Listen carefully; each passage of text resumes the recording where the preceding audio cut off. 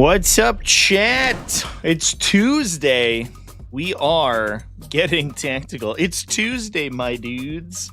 Indeed. Welcome, everybody, back to the stream. So I think we're in an interesting time. We live in interesting times. In that, like, we have this shifting metagame, that to some extent is unprecedented. At least in kind of how it's been changed. I hope that doesn't sound bad if I'm moving my microphone closer to my mouth. We very often see these like big sweeping metagame changes where everything gets shaken up, but we very much less frequently see these changes where a single archetype is absolutely obliterated and kind of like removed from relevance. And especially given the fact that the last set of updates was like so big, like largely transformative, I think it's a really interesting time to talk about what's doing well, because we kind of just removed a piece of the kind of the puzzle in the Dakka change, and at the same time we were already staring down the barrel of some changes that are kind of wild. Things like the Chaos Demons update. I think we're going to talk a lot about demons today. Things like the Chaos Demons update was very interesting in that it was like an unannounced codex release essentially, but one that was so closely meshed with the existing mechanics that players who are already enfranchised inside that faction we're still playing the same stuff for the most part. So like you had all these people who were good demon players and then or at least familiar with the faction, right? And then just like gave them better things but didn't change the original stuff that much, or at least improved it. So instead of this is we have this faction that's coming out of here with this kind of zero learning curve, which is wild. It's like a super weird season for 40k. And that's what I'd like to kind of talk about today, folks. Hope everyone's having a really good morning. Hope everyone enjoyed the coverage over the weekend. We had some, I would say, probably some of the best games that we've had on stream in a while over the weekend. And I do think that, like, to some extent, the average stream quality is improving, or the average game quality is improving, because I think 10th edition has hit that level of accessibility where a lot of people can get pretty good at it. I don't want to say that everyone's like a master, but the amount of people who are very familiar with the mechanics of the edition are really good. And so I think the stream coverage has been great. So Jarek's AC/DC run over the whole table would make you think Shadow Legion is absolutely busted. Yeah, 30. What did he move? He moved 32 inches, is that right? He moved 15 plus 17, 35 inches. Jesus. Or no, 32. Yeah, no, 32 is right. It was 32 inches plus pilot and consolidate. A insane amount of movement. But I think also, like, infiltrators are kind of a necessity in the metagame. I don't think anyone's like getting caught out by that. Like, what? I could have stopped that if I had infiltrators in my army? No. Yeah, of course. But Max Burlov there just elected not to take them. Almost worked out for him too. He lost his impedance field turn 1 and was like, fuck, that's whatever. I don't even care about that guy. That guy's a jerk. He was mean to me. But yeah, that was absolutely wild. Super crazy. And I think it gave me a lot to think about with Shadow Legion too, because like that ability to alpha is really interesting. And I started building like more infantry focused lists with the detachment, which I don't know. I'm kind of excited about. I think demon infantry is like cool, demon like light units, but I want to play greater demons, but greater demons feel a little bit pushed out of the metagame right now. I don't know. They need better shooting, I think is the problem. Anyway, chats, should we talk about some friggin' lists and stuff? I think that's what I want to do. So there was. I'm gonna pull my notes up from Best Armies. I got a new little guy, by the way. Look at him. It's a salamander. Got a little salamander. He's gonna hang out on the wall back there. And chill. He's gonna protect us from whatever's in that door. the horrors of the mysterious door in the back of my studio. But I had like a really big blank spot there, like right next to my head, this big blank area, and I was like, what do I do with this? And so I fixed it. I also feel like my camera's really dark for some reason. I think I color corrected my video input over the weekend, and I think it maybe looks funny now. Hopefully that looks better. Anyway, so I want to talk about some demons. Let's pull up my notes. There were a lot of demons going undefeated this week, and I think that it is pretty clear, to me anyway, that they are the current frontrunners. Now, it's not just Shadow Legion. Shadow Legion is definitely the most commonly played. What is up with my internet today? Holy shit, dude. I was having phone problems, too, earlier. Let me see if I can change my network. I was having weird problems with the internet over the weekend too when I was streaming. But I think that was a venue thing. On Friday when we did setup, the internet was great. Oh yeah, my main network is down. What? If I switch to it, I think it's gonna die. Yeah, we might be a little slow today, chat. I'm sorry. Dang. That sucks. What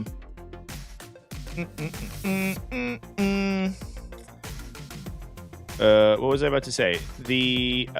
So anyway, internet issues aside, I wish I knew how to solve that, but I don't right now. Not without turning off the stream anyway. There were a couple of other varieties of demons that saw some play. I think one thing that is going to be interesting to take a peek at is our different varieties of Shadow Legion, because obviously the Derek Apshe, the 40k Dirtbags build is pretty good, as we saw. But we also have some other varieties going around with more greater demons and stuff, which I think is cool. All right, I'm pulling up the demon lists. So here's what I want to talk about first. Non-Shadow Legion stuff. So here's the cool thing about demons. The faction is basically like 5 factions stapled together, right? Undivided Demons is fundamentally different, whether it's Demonic Incursion or it's Shadow Legion. Although right now it's currently Shadow Legion. Demonic Incursion kind of fell off. Shadow Legion has a higher output, which I imagine helps quite a bit. Demonic Incursion is kind of a little pillow-fisted. But you can play that. You can also go through and play in each of the individual sub-factions. Over here, so we're down in Australia. Campbell, Australia. Thank you, Google Maps. Rowan Kennett 5-0 this event. This is a 5-round event. It had a couple of undefeated players. Oh, no, it didn't. Just kidding. I was looking at a different one. Rowan Kennett just won. He just won it. But he won with Plague Legion, which I think is really neat. So Plague Legion, a little bit more straightforward, but the new updates, obviously, to the Nurgle data sheets are sick, and these guys are great. Especially, I think the fact that they went up in damage output really and got their field pain baked in, right? Like Rodigus and the Guos having a field pain without having to stand near the Grid and Clean ones is a big deal. The +1 toughness is huge too, and a lot of like big anti-tank guns get blanked. But the big benefit, in my opinion, is the fact that they went up 2 strength. That means that the Grid Unclean ones can punch up into heavy vehicles, especially when we're talking about a Font of Spores Grid Unclean one. Without, it's not like guaranteed they're going to kill it. Their damage output's really spiky, right? It's like low attack volume, no rerolls, lethal hits, and a mid AP. But the fact that they're wounding most vehicle profiles on 3s, and Grid Unclean ones are already good at attritioning infantry, A Grand Clue one loves nothing more than to wade into a bunch of like 2 or 3 wood infantry, just be doing stabs on them. Interestingly, we brought flails on these guys. I don't know if I like that. I accidentally registered a flail for an event recently, and I felt like I wanted to die with my Great Unclean one. The flail weapon is so bad. But I guess with Font of Spores, it is significantly better. So maybe it's better in Plague Legion. But the knife 3 extra melee attacks is so huge that I never looked back once I started putting it on my guys. But obviously this one's it's using the font gives you a +1 AP aura, so all the Grand Unclean melee all their attacks in fact become AP 3. You also have droning shrouds, so you can't shoot them outside of 18 inches. It's like you get Bellicor, but you don't have to actually pay for Bellicor, which is nice. Plus we get Rotigus. Big benefit there is that the Font of Spores affects everything. It affects the flamethrowers and the Grand Unclean one, so they're hitting you for AP 3. It affects obviously your melee attacks, and it affects guns on other stuff. So in this case, you have 2 Soul Grinders. So they're going to be firing like AP2-ish, AP3-ish. Flum Bombardment, so they have indirect fire as well as Harvester Cannons. Plus those guys absolutely slap in melee. The Plague Bearers will also get the benefit too. So we have 50 Plague Bearers with AP2 lethal hit attacks. It's not going to do a ton of damage, but it will certainly stack up. And then once these guys are fighting around the Great Unclean ones, they're coming in at toughness 6. So like even a lot of dedicated infantry, like melee infantry, will win them on 5s. Things like Bladeguard veteran equivalents, you know, with a 2 damage power sword, would normally just rinse a Plague Bearer unit, but once they're winning on 5s, it gets really awkward, and the Plague Bearers can kind of stick them for a turn and then get them swept up by the Great Unclean ones. And obviously this is not the first time we've seen Plague Legion do well, so it's cool. But we got a Poxbringer too. Little 5-up critical guy for the for one of those units. These guys are also good as a utility because they can deep strike and are just 50 points and can go do an action. But it is neat that we do have multiple kind of builds seeing success for this faction because we have these enhanced data sheets. It's a double tortoise stream, indeed, chats. We're back to our regular schedule, 2 days a week, Monday and Tuesday, for live streams for sure. This week and next week, I am going to ATC Florida,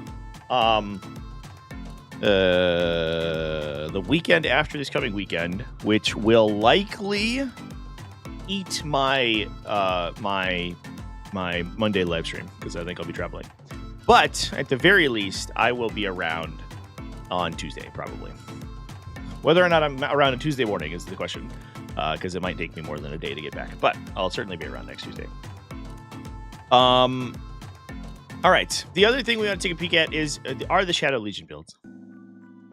I don't know why I am here. Here we go. Real chaos. Bit of a chaos thing this time. Colin K went undefeated with Ultramarines. Oh yeah, this is an Ultramarine list with Tigurius in it. I might talk about this one in a sec because it's kind of neat. He did make my stats yesterday, but I didn't get an opportunity to. I want to talk about Zach Point's list. I want to talk about the Sean Olsen Repulsor Executioners. All right. So looking through our Shadow Legions, I think there's 2 kind of like builds that come forward. One of them is this Great Unclean one build. Fascinatingly, this one doesn't have Leaping Shadows, which I kind of always expected. The 9-inch Scout on the Great Unclean one, just so he can like he gets out of the traffic jam early, and you can start using him to perform actions and stuff on turn 1, and then like you kind of use that to push the line of engagement a little bit farther forward. He's not really gonna he's not fast enough to really impact you on turn 1 unless you're just deployed out in the middle of the nowhere and hanging out. But he is fast enough to get to the middle objective on turn 1. Now, one thing I haven't seen and that I think is really interesting is kind of a focus on Plague Bearers in this detachment, because you can obsec forward objectives from turn 1 with Plague Bearers using Leaping Shadows. I'm curious that archetype hasn't really been explored. But if you're just forcing some little fucking guys up in the middle of the table and you're taking 20 or 30 plague bearers. I think that could sort of help force the engagement early. If you could just 9-inch scout to the middle of the table, obstacle the middle objective, and then leave. And I think a sloppy Biopiper might even be the way to do it. Because he gives you an additional +1 movement to get back to Be'lakor, and then also reroll on advanced rolls. So if you're advancing backwards, he can help you return, which I think is neat. Obviously, we didn't do that in this game, in this list, but we are taking Plague Bearers for the backline obstac. The other big benefit that the Plague Bearers have in this detachment, they are a Instrument of Chaos unit, so they get +1 to charge, and you can up-down them. I think a big thing that a huge benefit of we have the AC/DC squad. Let's go. A big benefit of Demonic Incursion is the ability for these dudes, the Plague Bearers, late game to just blitz in and steal objectives. So early game you can obstacle your objective, then when you need them to, when your opponent's reserves are in especially, then you can up the Plague Bearers and 6-inch deep strike them and then charge with them. You can't 6-inch deep strike in this detachment, but you can force an 8-inch charge with a reroll, which is like a 60% chance. And if you're going for bottom 5 big score, or you needed a particular secondary, like round 4, round 5, I think that's really useful. So Plague Bearers kind of fulfill a dual role in that way, and I think they're probably important to take regardless, at least in a singleton. Beast of Nurgle, some Flamebearers, some Fleshhounds. We do have the Leaping Shadows on the Accursed Cultist team, which I think is probably better than the Grid and Clean one, for the reasons that we saw over the weekend. But I guess the big benefit there is that we can kind of get these guys out of the way of the Great Unclean one. And so the whole point of this build is that we're really like rushing the engagement past the middle of the table. If you can mess with your opponent's positioning to the point that they can't deal with the Great Unclean one on turn 2, and you have just put it in the middle of the table, the Accursed Cultists have jailed them, and then this Great Unclean one's in the middle of the table, you can muck with their lines of sight, or with their ability to draw trace range to your Great Unclean one. Because of Be'lakor's aura, you can physically body block all the positions where their guns could end movement to shoot him, and then put Be'lakor behind him. Then he just gets to kind of like hang out. He can score you points on turn 2, and then also potentially commit in and like eat another turn of your opponent's army doing nothing against him. And then you're just like sort of relying on the Bloodthirster to clean up after that. This is just one Havoc squad for shooting, which I think is just kind of just threatening your opponent. You're not necessarily killing too much with those guys, but it at least forces your opponent to keep their head down. Otherwise, they'll start giving up casualties. Had fun with scouting Plague Bearers, trying to AC/DC next. Yeah, it might be the best on AC/DC for sure. I don't disagree. I was trying to build lists restricted from Chaos Space Marines for team events. I was just kind of like playing around with that, and I came up with some weird stuff. I think there's a lot of play with like Blood Masters, maybe with Bloodletter squads. Like you can kind of you can ape an AC/DC squad with those guys. It's like way worse. It's so much worse, but you get that big character swing. So it's not super bad. You can do some weird stuff where you get like a strength 6 3 damage character with +1 to wound, into weird places, and then that unit consolidates 6. So their ability, if they charge something dumb and like eviscerate it, their ability to then touch everything is really good.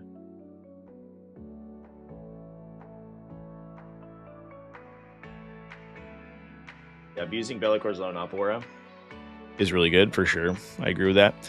It is unfortunate that I think that this archetype would be so much different if it had like an actually good gun. Like the Havocs are so weird. They're super swingy. They're long range, which is good. And I honestly, this is obviously a weakness of the faction, right? This is like a part of the color pie that Daemons don't really exist in. Which is having strong ranged attacks. Like, I don't think you can really do like a Soul Grinder. That's like the other option, I guess. But having things to like abuse that movement blocking is really interesting. And outside of Demonic Incursion, like we don't have the Lord of Change, who's good. The Lord of Change is bad. And also Scintillating Legion. Like I don't know if you can really take a Lord of Change outside those detachments. Kairos Feyweaver's not doing it. The Havocs are kind of all over the place. So I just wish the Lord of Change data sheet was better, chat. That's all. That's all it is. Because I think that would be huge too. Yeah, and Derek also had Seekers in his variety of the army too. So he had the double scout unit, which is cool. But obviously the Grid and Clean one, I think, changes the tempo of the build a lot more. Because Derek's army plays a lot more passively and kind of like relies on those utility units and the those guys. What do you call them? Havocs. Jesus. This list, on the other hand, is really forcing a bunch of big idiots down your throat. And as we saw, I think right off the bat when the detachment came out, there were a couple builds that actually saw success just taking big Greater Demons. And they didn't even play all of this like utility stuff. Like there were builds that were just like, hey, let's run 3 Bloodthirsters. Fuck it, I don't know, or 3 Great and Clean ones. And those did okay. I think the wildest one we saw was like 3 Great and Clean ones, the Fade Thirster, and a Night Dominus plus Bellicor. Which I don't know if I would play. It feels a little bit too eggs in baskets, but it was pretty wild. That's the Ultramarines list. Mark Perry also with Chaos Demons. I think this is largely kind of the same stuff that we saw. Bloodthirster. Oh, this one did play a Lord of Change. Just spent about 5 minutes complaining about how bad Lord of Changes were, and Mark Perry's like, it's okay, I 5 at a tournament with them. Get fucked. Pinks are good at Shadow Legion. Yeah, the other thing is that I want to play is spamming the small units. And I think that feels to me like in a really interesting direction for the army to go in. Like you can play Fate Thirster and you can play like some other big hitters. But then you just take like 18 Screamers and 9 Blood Crushers or something, and you just swarm the table with like a bunch of guys, right? That can service as utility. They're harassment units, but they're also like they do pretty good damage and they're hard to kill. Not to mention the fact that you can stack mortals on people. I think that's another interesting place to be. And I'd love to take Random Masters and 10-man Fleshhound units because with Lance I think solves the biggest problem those guys had, which was always like their strength was really middling. So they had this weird kind of break point on the wound roll where they would have to roll 5s oftentimes into big vehicles or 4s into medium stuff. But if you can double stack Random Master buffs onto a Fleshhound unit and then lance it, it kills, I think, like literally anything in the game. And it goes through walls, which is big. So like I don't know what survives that. Once they get to 3 damage, AP 4, wounding on 4s, and like for the most part, you need to convert like 4 out of 30 attacks to kill someone. Like they're just gonna kill the universe. Flamers, the Exalted Flame are very good too. Yeah, for sure. I think there's like infantry brick or like big unit brick style of Shadow Legion that hasn't been experimented with maybe as much. So what does this list have? It's double Bloodletters, no Plague Bearers, Flamers ×2, Fleshhounds ×2, Screamers ×3. You love to see it. Havocs, Cultists. So it's no Scout, no Leaping Shadows at all. Yeah, I just didn't take it. Fuck it. Who cares? I do think Bloodletters are probably underplayed in the detachment. They feel a little overcosted to me. 110 for a 2 attack unit that's like melee only is like okay. Especially because they lost their rerolls. They used to get wound rerolls, and now they just do like a battle, like a fallback from me and take Desperate Breakout thing, which is not very good. But Advancing Charge, a move 8 unit with Advancing Charge and OC2, I think is huge. Advancing Charge with +1/2 charge also.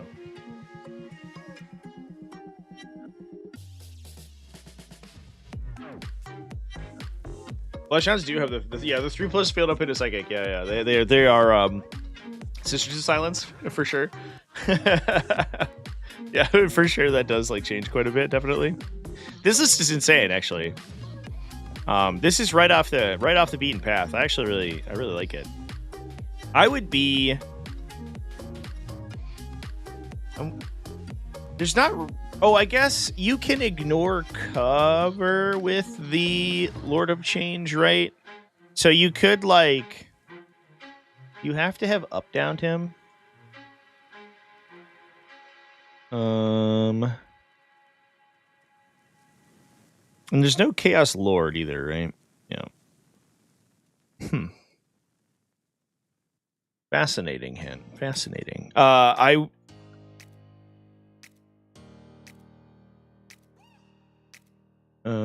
So you can get on the Lord of Change, ignore cover with 1 Heretic Astartes and 1 Shadow Legion. So it's a 2 CP combo because you have to up down them, or you start them in reserve too. That's the other thing, which is honestly probably pretty reasonable. But you can start them in reserve, and then you can shoot with essentially +1 AP, right? And then that allows the Lord of Change to then choose sustained every time. The problem is that his strength still sucks. So I don't know. It's really fascinating. But obviously the capacity to like murder people without having to give your opponent anything is a big deal. It just also needs a front line, which I guess is all of these little guys. Because you can use those guys to boot block and then continuously shoot with the Havocs and the Lord of Change. And keep enemies outside 18 inches of you. All you have to do is basically body block off the edge of the 18-inch circle from your opponent in their movement phase. Because that will necessarily prevent them from getting within 18 with their shooting attacks. So it's if the Havocs and the Lord of Change can kill something, and you kind of like backfill that space with stuff, then they're not going to be able to come in and shoot them back, which is a big deal. The right ratio of Screamers and Blood Crushers. Yeah, I want to start playing with it, I think. So I have a sad story in the chat. I'm in a team event right now. I'm having a really bad time. My list had a bunch of errors in it because I have been super busy, and I built it like super quick, and it allowed list changes, but it's like a very narrow window, and I keep missing it. And so I went to go like, oh, I'll play this Shadow Legion list. Let me pull up my Shadow Legion list. I built a couple of them. I was cooking. I was trying to build it without Chaos Space Marines. Here we go. The name of the list is I don't know what the fuck I'm doing, but it has 18 Screamers in it. So this one has no enhancements. Who needs enhancements? Fuck it. I cut the Bloodthirster. The number of Shadow Legion players and the number of games I've seen with Shadow Legion where the Bloodthirster does nothing and then dies, which is classic Bloodthirster energy. That's perfect. The Bloodthirster loves doing that. Convinced me to cut him. This is also for a WTC format, so I was like, wow, we can't play Bloodthirster on WTC, I don't think.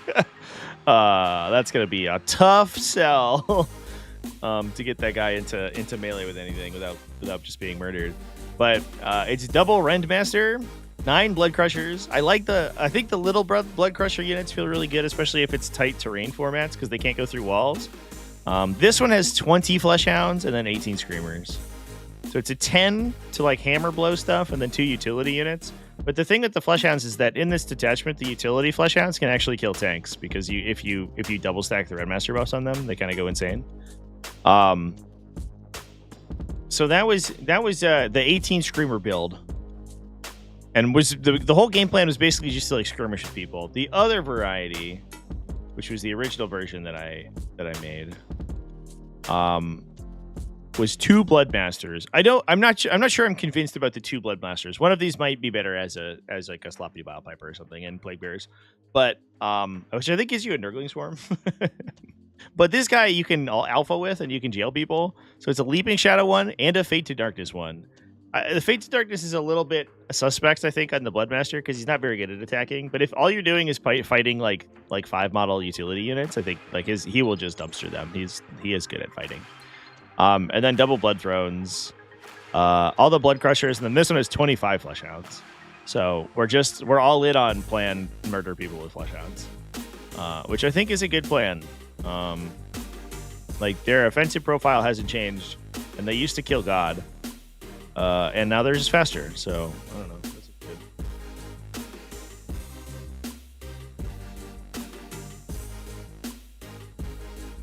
There's Inky. Hey, kitty. What's up, Inky? Say hi to chat. What's up, cat?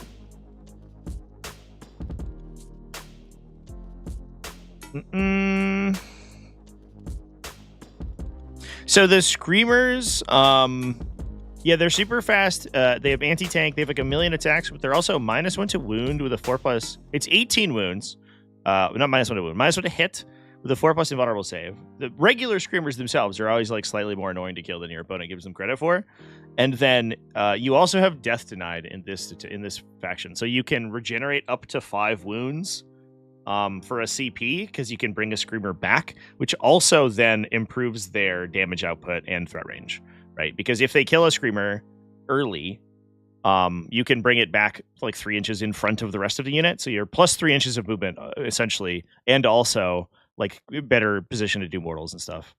The big benefit of all those each things is that they're -1 to hit, so they are just this annoying stat check, like this annoying brick of wounds that you have to get through.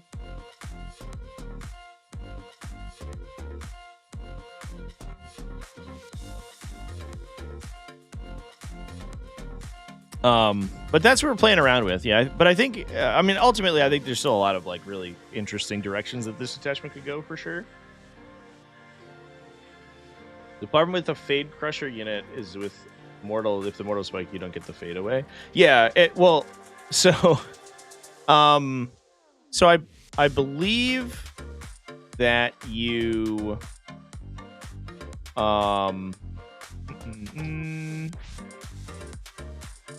yeah, if you kill something with the mortal wounds, you don't get to Fade. You have to have destroyed something in the fight phase. And problem number 2, if the mortals spike a little bit, they can pull you out of melee.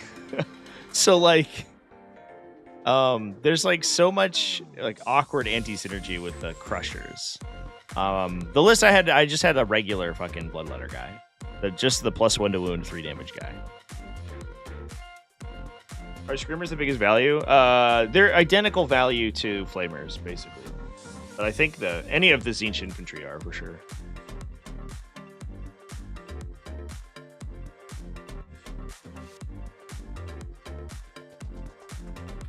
But yeah, there is weirdness. I don't think I would put Fate to Darkness on a Skull Crusher unit. I think that there's or a Skull Master. I think there's too many like weird anti-synergies. There's also like weird anti-synergies even like within the detachment. There's the stratagem that deals mortal wounds at the start of the fight phase, which can like pull people out of like melee with you and stuff. It's like you like do impact attacks on the charge and your opponent just pulls out of melee, and then if you take the thing to stack mortal wounds, you don't get any additional mortal wounds. I don't know. It's weird. There's weird stuff.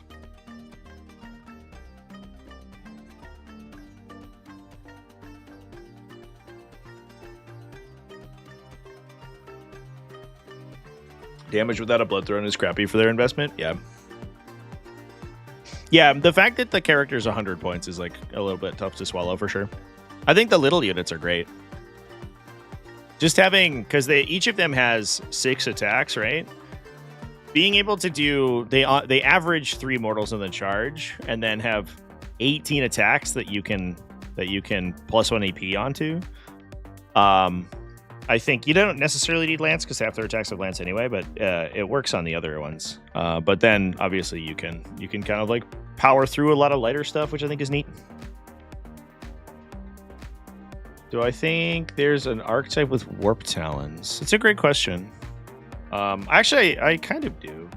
Warp Talons they feel like a little.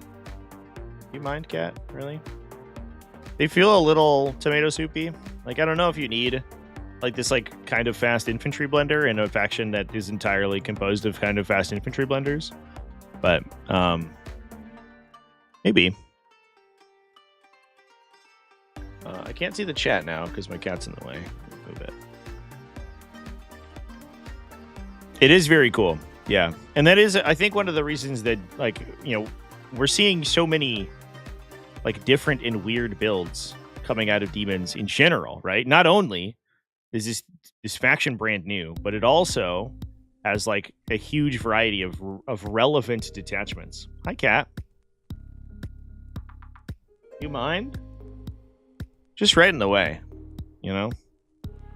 Where are you going? Aw, coming to snuggle? That's cute. Please don't scratch my chair. Don't do that. Cat, do you mind? Jesus.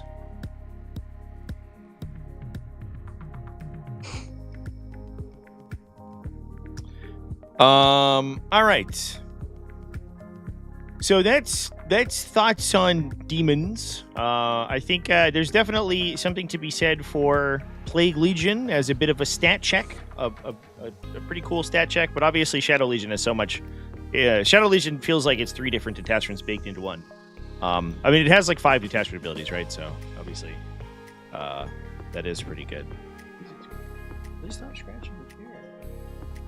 Fuck.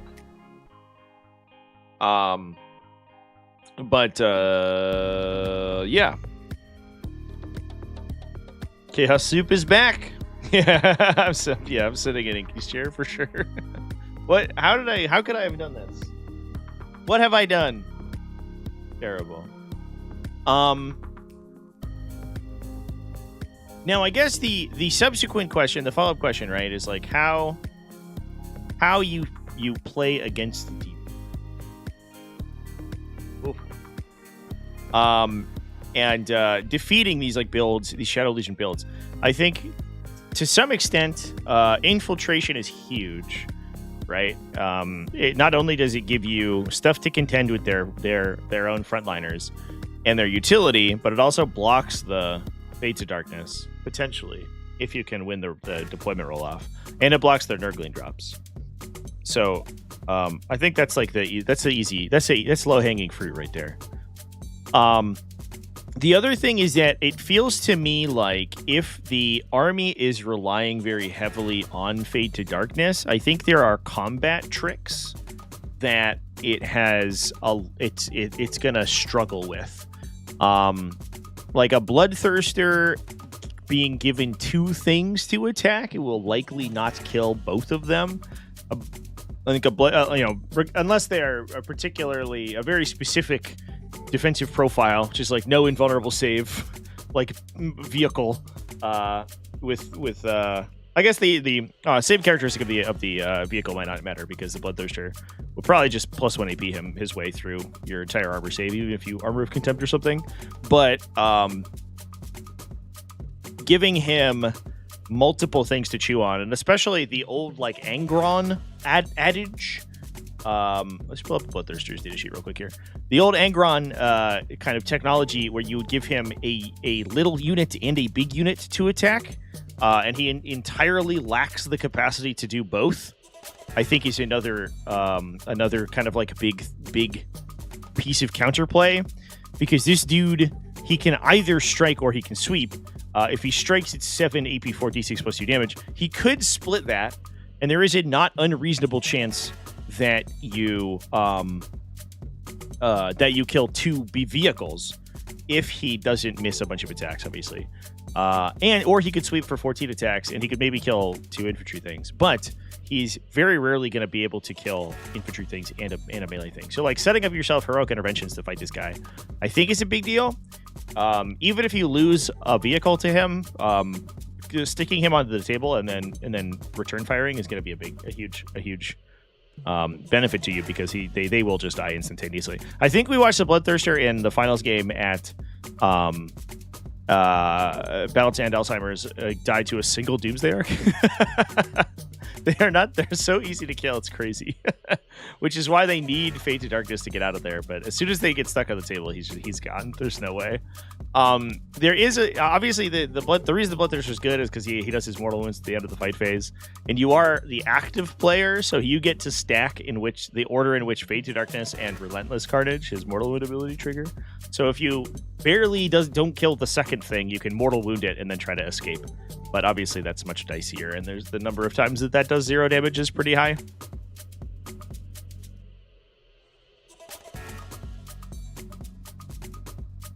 Games Workshop confirmed all Legion specific Chaos factions will only have demons playable within one detachment on each faction. I mean, I don't know how that works. Currently, that's not the case, but obviously they'll probably change the demon index once the codexes come out. Currently, I don't know if you knew this, chat. 50-point cultist for 40 points is exactly what demons even. 50 point cultists for 40 points.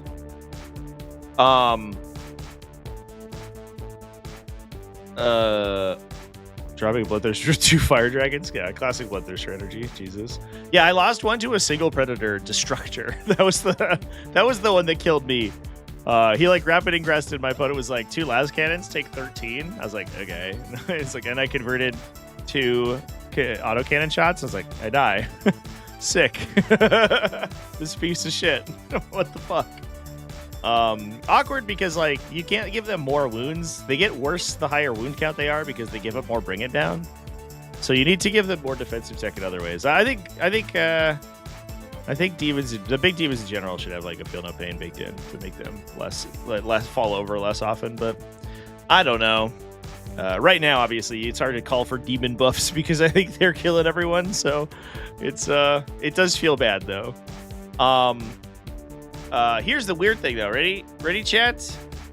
And I have this is in my. If anybody wants to abuse this horribly, it is open in my tournament circuit. If we go to the demon thing, Codex Demon, Index Demons. I don't know why I'm pulling this up on Warhammer Community because I just have it downloaded. But whatever, fuck it. There's no cutout for Emperor's Children. So currently, the rules as written is that as long as you... First of all, Emperor's Children can take an unrestricted amount of Slaanesh demons regardless of what their composition is. In addition, if you don't Warlord Lucius the Eternal, so you're basically like not playing Coterie, I guess, you can take any demon unit because you're a Chaos faction. It doesn't...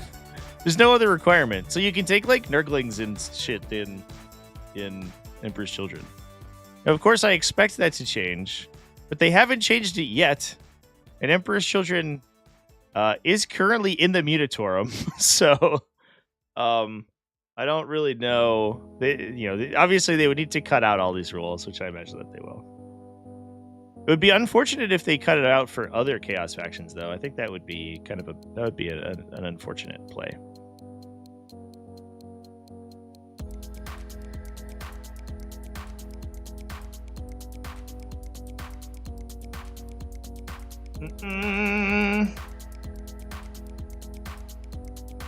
Inky merch? We will have Inky merch for sure. I want to do more merch stuff. I'm currently working with a couple places to get some merch done. There's also some stuff that there's like grandiose plans that I have for merch lines that I think would be exciting were they to come to fruition. But it's going to be a huge time investment for me, which is the tough part. But I've noticed some kind of like open spots inside the working miniature gaming market that I think I could fill, which I'd be excited about. Well, we can talk about that in the future. GW is sacking by not releasing Ripper, Nurglings, and Inky plushies. There is a Ripper plushie, right? I have a Nurgling plushie. I think he might be in that Skulls box, actually. I think he's hiding. But I do have the Nurgling plushie. I need the Ripper one, though. He's a cutie pie. I want to do Inky dressed as Be'lakor, I think, would be the first thing that Inky does. Because she's like the demon princess of shadows. Because she's a little tiny like a void. So that's the first thing for sure. And we'll do like objective markers and t-shirts and shit for sure, definitely. Third party? I don't think so. Isn't there just a Ripper plushie? Can we see where can we find Games Workshop plushie lines? This is not relevant to this conversation, but now I need to know. Oh, this is Warhammer Community. Yeah, this little fucker guy. Look at him. What a kitty.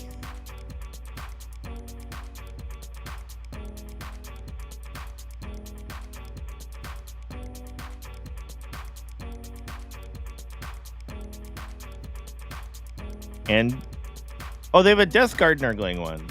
It's even different than the regular Nurgling one. And then a purple Son of Xerios. I fucking love that. That's cute. That's adorable. This looks like a this looks like a virus. I think people would mistake that for like a little viral thing.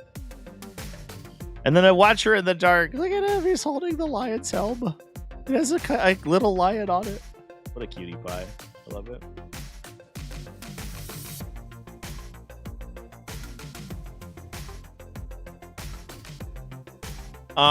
Anyway, folks, I think that's enough talk about demons. Should we talk about some other stuff? Let's talk about some other stuff. Some people are asking about particular factions. I know I saw some questions about Blood Angels and Tyranids. There was an advert where he had a martini glass. I don't remember that. That's adorable, though. What? And Tropic Tyranny. What do I think about Guilliman and Calgar as the new meta? I would not call that the new meta. I think I would call that welcome to like December. That's like 6 months. 6 months ago, that became meta. As soon as Ultramarines got the oath change, Windmill Slam, because Guilliman got double Primarch abilities. Could you imagine if they gave that to other Primarchs too? Like if a Silent King had ignore modifiers and reroll ones to hit and win, it'd be wild. People would be up in arms, but because it's Ultramarines, it gets a pass, I guess. Insane. But yeah, that's just if you're playing Space Marines like at the high competitive level, and you're not that Chad who won with a GT with fucking a Raven Guard last week, then that's just like that's just what you're playing essentially. That's how to do it. The good old COVID plushie. Yeah. Oh man, good stuff. Do we think? Do we need broad Eldar nerfs or just Yunari detachment changes? Yeah.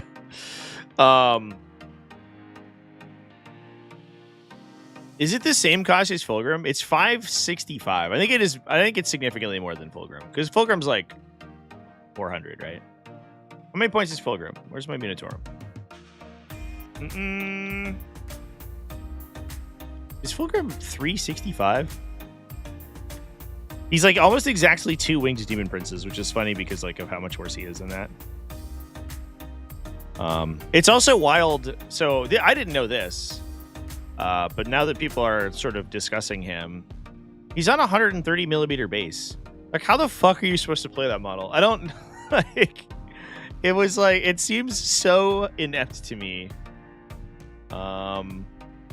Because I have no idea how like you ever get value from a guy on the size of a base of a Grid and Clean one. The Grid and Clean one gets value by standing on objectives and holding them, but Fulgrim has to move to do anything, and you can't move that fucking base anywhere. Like I don't know. It feels like he was designed by somebody who doesn't actually know how to play 40k. Fulgrim is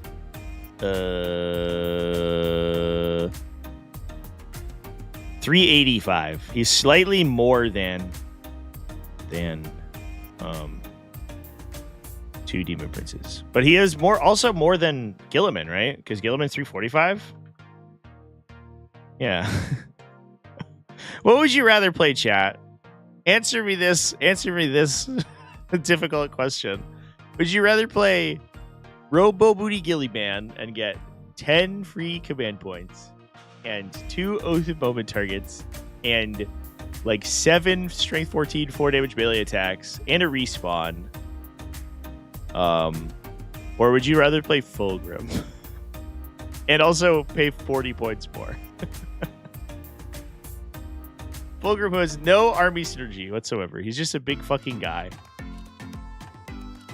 Oh man, I don't know, chat.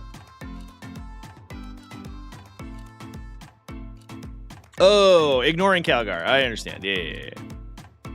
Yeah, so just the plus 10. Yeah, you even said that. I just didn't pay attention for sure. Yeah. That's wild. There's no universe in which those two characters should be the same cost, let alone Fulgrim being more. If anything, Fulgrim needs to be cheaper than Gilliman. If you were paying like $320 for Fulgrim, I think he's in the conversation because he's like a big fucking like stat check. But paying $400 for him is like close to $400 is just it's silly. It's so silly. I don't get it.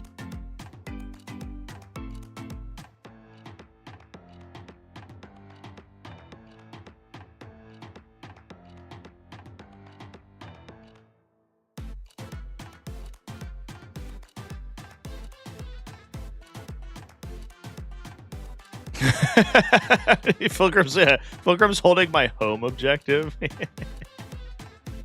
Indeed.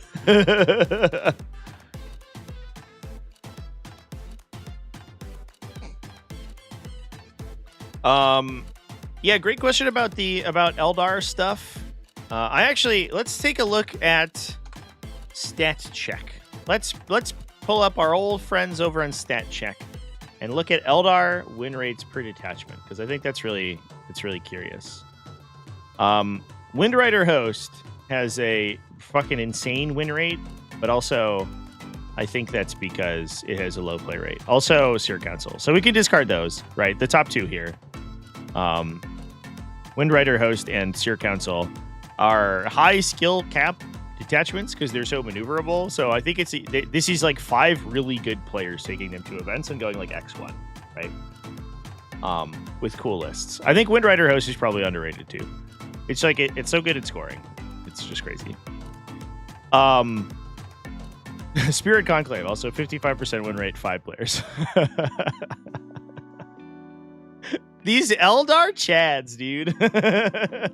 So, first of all, I think that goes to show you that even if you don't play Ynnari, there is still things happening in this faction. It's not fucking dead.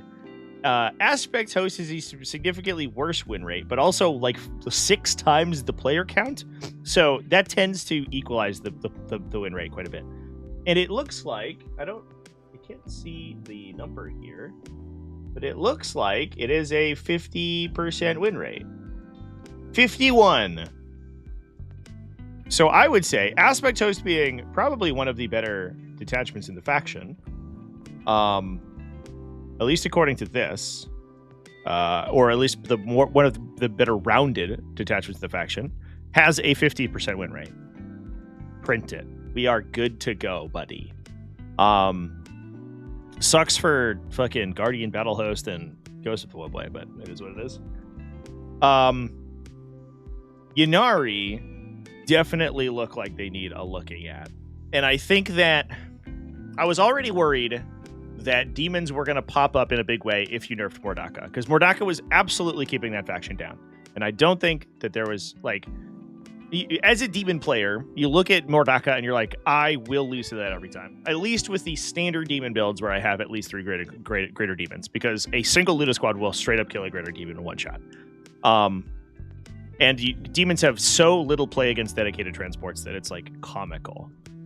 But if you play like an MSU build, you can maybe play into it. You just like get fucking shut off the table. It sucks. So Mordaka, for sure, keeping Demons down. As soon as you get rid of Mordaka, Shadow Legion had very few predators in the metagame. And I think that obviously they're like immediately skyrocketed in terms of their undefeated representation. So I think that faction, there may be some solutions that people can find. As we talked about, there's like a lot of counterplay to the Fade to Darkness stuff. If you know how like wound allocation and the fight phase works, you can kind of like cuck it in a lot of situations. Having played Tyranids for a million years and having like almost exactly the Fade to Darkness effect in like every single list I've ever built, you're like hyper aware of all the counters that your opponent could be doing to stop you, and sometimes they don't know about it, and so they don't execute correctly, and then you get to do your thing. But there's like a bunch of weird stuff you can do to fuck with them. So I imagine that probably will dip a little bit, right? The representation that we see of Chaos Demons will dip as people tech for them. But the shark in the water, right, just under the surface, I think, is Ynnari. I don't think it's quite as secretive as Demons, maybe, because Demons, we weren't within 18 inches of Bellicor, so we didn't quite see it coming.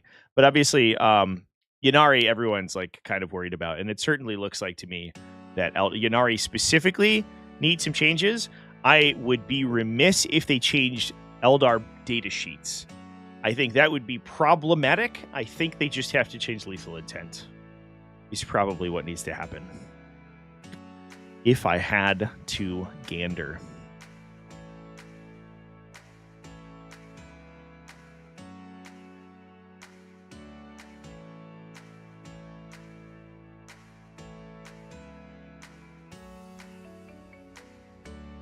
Fulgrim would be questionable at 250. Questionable like bad?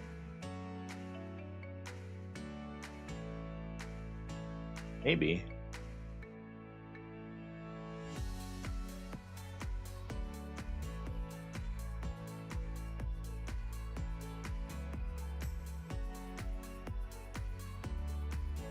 Just make lethal intent a blood surge move. Well, they already have a blood surge move. The problem is that that there is a blood surge move already in that detachment ability. That sounds silly. The detachment ability is is that it has like 5 separate abilities stapled together. It already has a blood surge, but just everyone forgets about it because it's the least like impactful like part of it.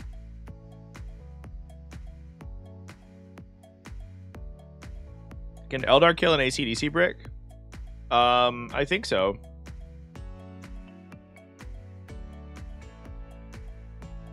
Shadow Legion might beat them.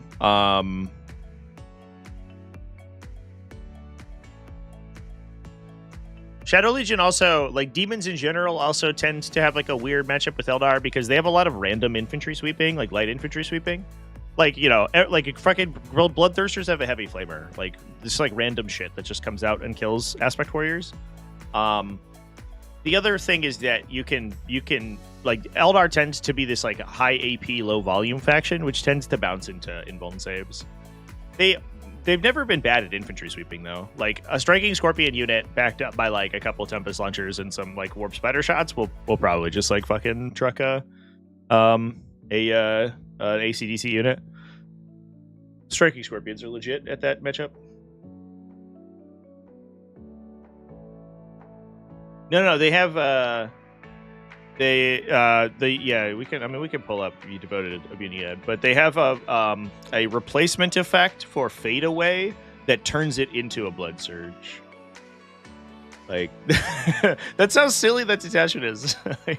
It has abilities that everyone forgets about because, like, why would I remember that they have a blood surge when they have 20 other things going on?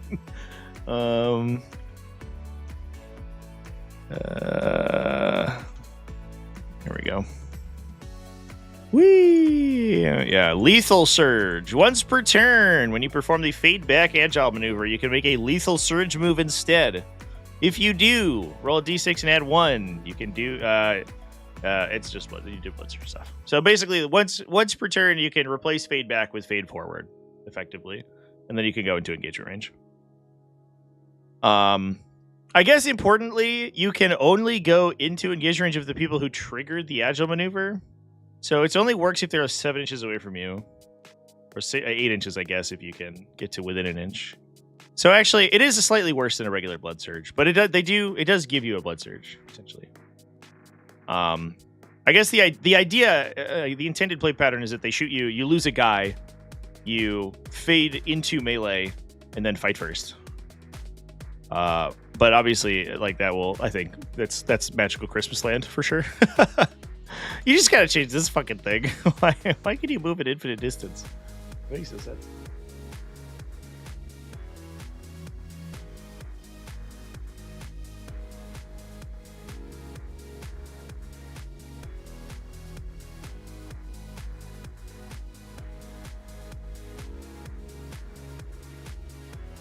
Bikes will kill AC/DC? Yeah, for sure they will.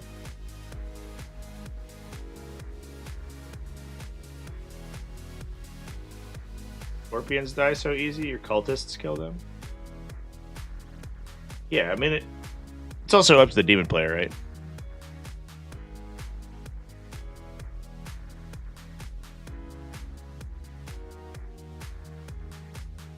Give Fulgrim 2 of his abilities a turn like Gilliman gets. That would probably be a big deal. Then you could be -1 to hit, and also plus fight first. It's weird that those are his, like, he has 2 defensive mechanics, and like one of them doesn't work in shooting, so you're like never gonna pick that one because it will also affect him in melee, and it like gives him the best longevity unless you're playing World Eaters and your opponent has like literally no way to get around the fight first. Like everyone's gonna point every gun they have at that guy anyway. So it is like very strange that he has this like weird kind of unnecessary like extra defensive mechanic. If you could stack both of them, he would be legitimately hard to kill. But you can't. That would be a nice update for sure.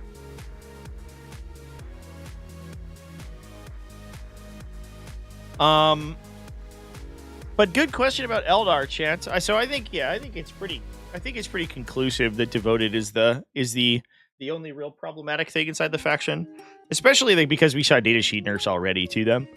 I would love to see a rework of Ynnari a little bit, and then that opens up the faction for other stuff to get played. Because like as you can see, good players are making the other detachments work. There's just very little reason to try. If the alternative is just play Ynnari and move 40 inches a turn, like fuck it, who cares? Doesn't really matter.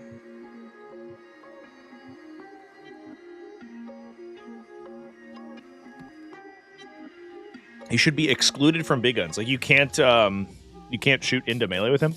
That would be cool. Just give him a special ability. Says you can't target him while he's engaged.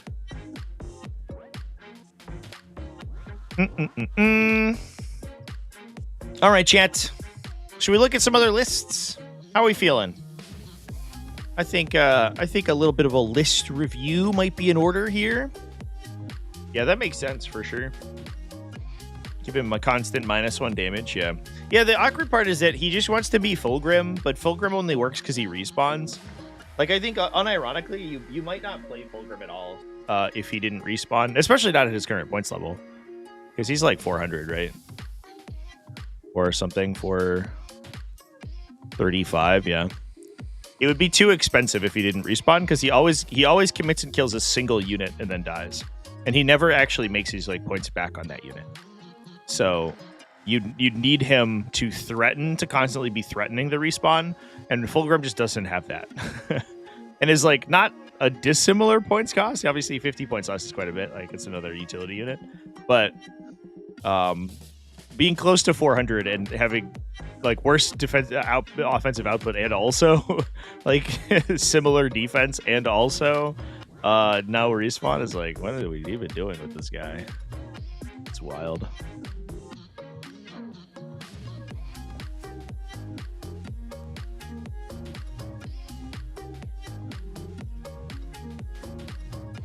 How much of it a power creep it would be if all Primarchs got 2 of their abilities? It would be pretty power creepy. I guess like I don't even know what Mortarian's other ones are. So I have Mortarian on my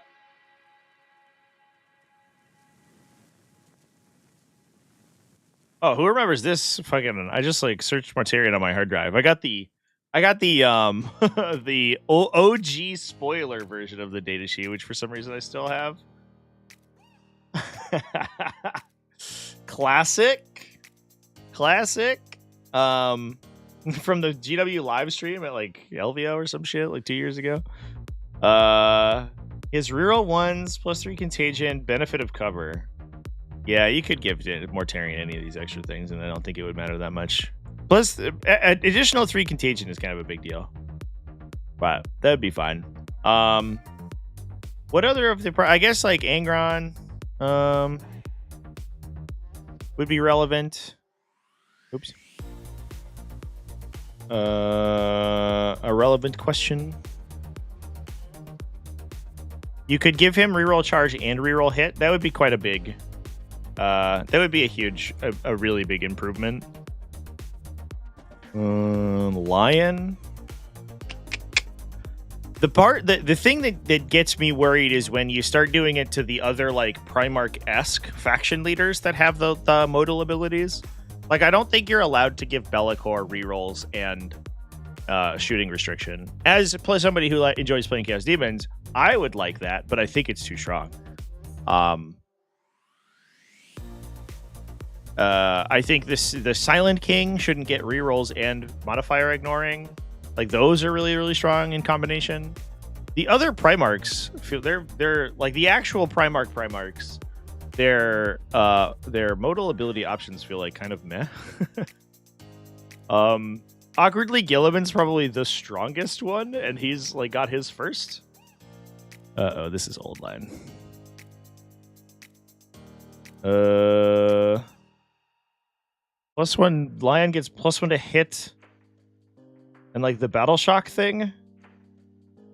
Okay, you could do that for sure. That would actually give him like the mortal wound, feel no pain thing. He would actually start flipping into if you have devastating, like representing devastating.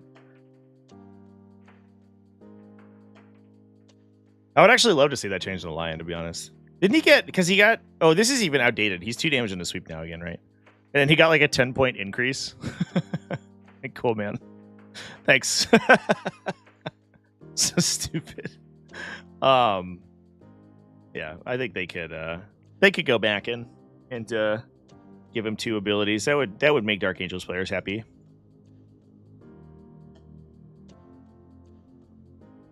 Yeah, so Silent King I think would be the scary one for sure.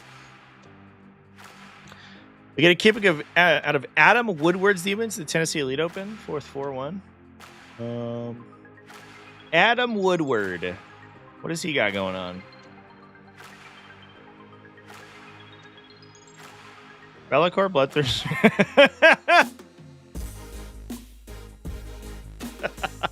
You're right, chat. I do get a kick out of that. The name of the list is You Will Suffer. This is 36, 42, 48 Nurgling bases. Let's fucking go, dude. 2 Nurgle. A Knight Tyrant. Okay. I'm gonna shoot you with a Volcano Lance. What are you gonna do about it? You have to deal with my fucking hundreds of guys. These are 20 band of cultists too. Let's go. Incredible. That's so silly. Could you imagine if Nurglings had a guy like a Technomancer or a Cryptech that gave them +1 OC? Could you imagine? That would be fucking wild. This list would be unironically really good.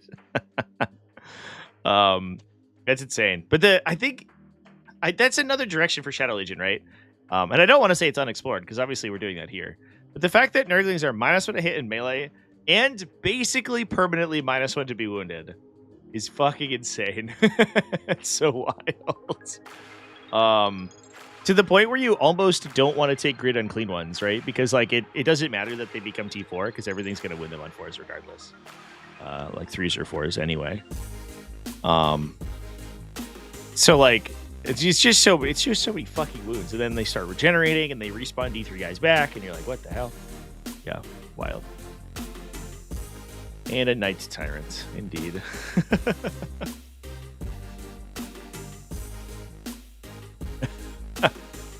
Incredible.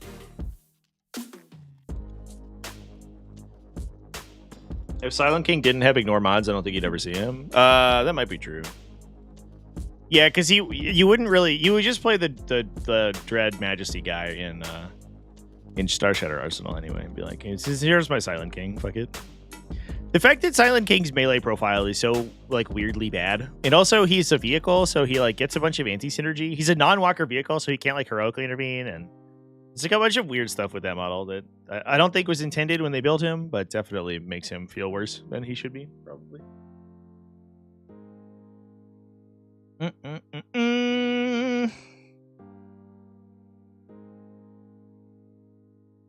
298 said Matt Laura cooked a super cool Vanguard aggression list. Oh my god, poor Matt Laura, dude. He came up to me at the while I was setting up on Saturday morning over the weekend, and he was like so excited. He's like, Trevi, look at my list. I have almost almost the maximum number of barb gaunts, and I was like, fucking hell yeah, dude. Like, you slay, brother.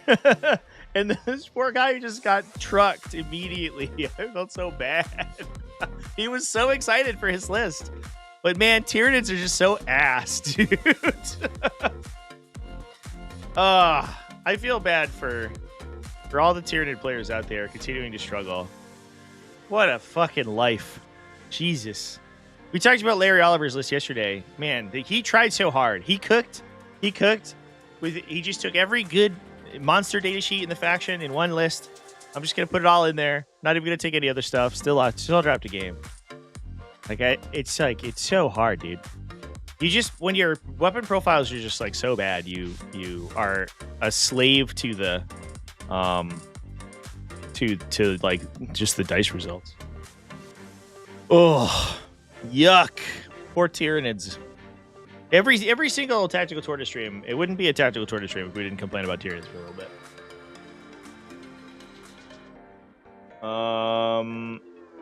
I don't know what he lost to. I think he lost on stream, I want to say, because he played on Wargames Live. I know that. He played on Joe's stream. That's not well. I guess we can look at the list because it's cool. Double Winged Tyranid Prime, Neuro Tyrant, Death Leaper. Who needs monsters? Fuck them. 25 Barbgons, triple Lictor, triple Moloch. He said, I think at ACO or Nova or something, he said he dealt like 140 mortal wounds with Molochs over the course of 6 rounds. I think Molochs are probably pretty reasonable right now. Although there is a lot of like random mortal wound attack running around that will kind of mess with you. But I do like the up-down Molochs just constantly pulsing mortals into your opponent's face, which I played for a little bit when they first got to the Vanguard Invader keyword. And I kind of want to go back to like just mass snakes. I think the mass snake list is kind of fun. The problem is that like if your opponent presents you a knight, you're like, what do I do? I just die, I guess. I don't know. Neurogods, double Neurolictor, double Ravener, double Warriors, plus a Von Ryan's Leaper unit. So big kind of like mid-board brick. A lot of melee counterpunch, and then we could do this like funny skirmish in the middle. Barbgons are like we'll just quick kill every infantry unit forever because they just shoot so many times. If they had, I think there's a list somewhere where like you can kind of wombo them with Exocrines and a Hive Tyrant, where they get reroll once they hit, and then they shoot 1 trillion times and they have lethals. Or you just play Invasion, I guess. Because for 110 points, they shoot on average 35 times. It's like wild.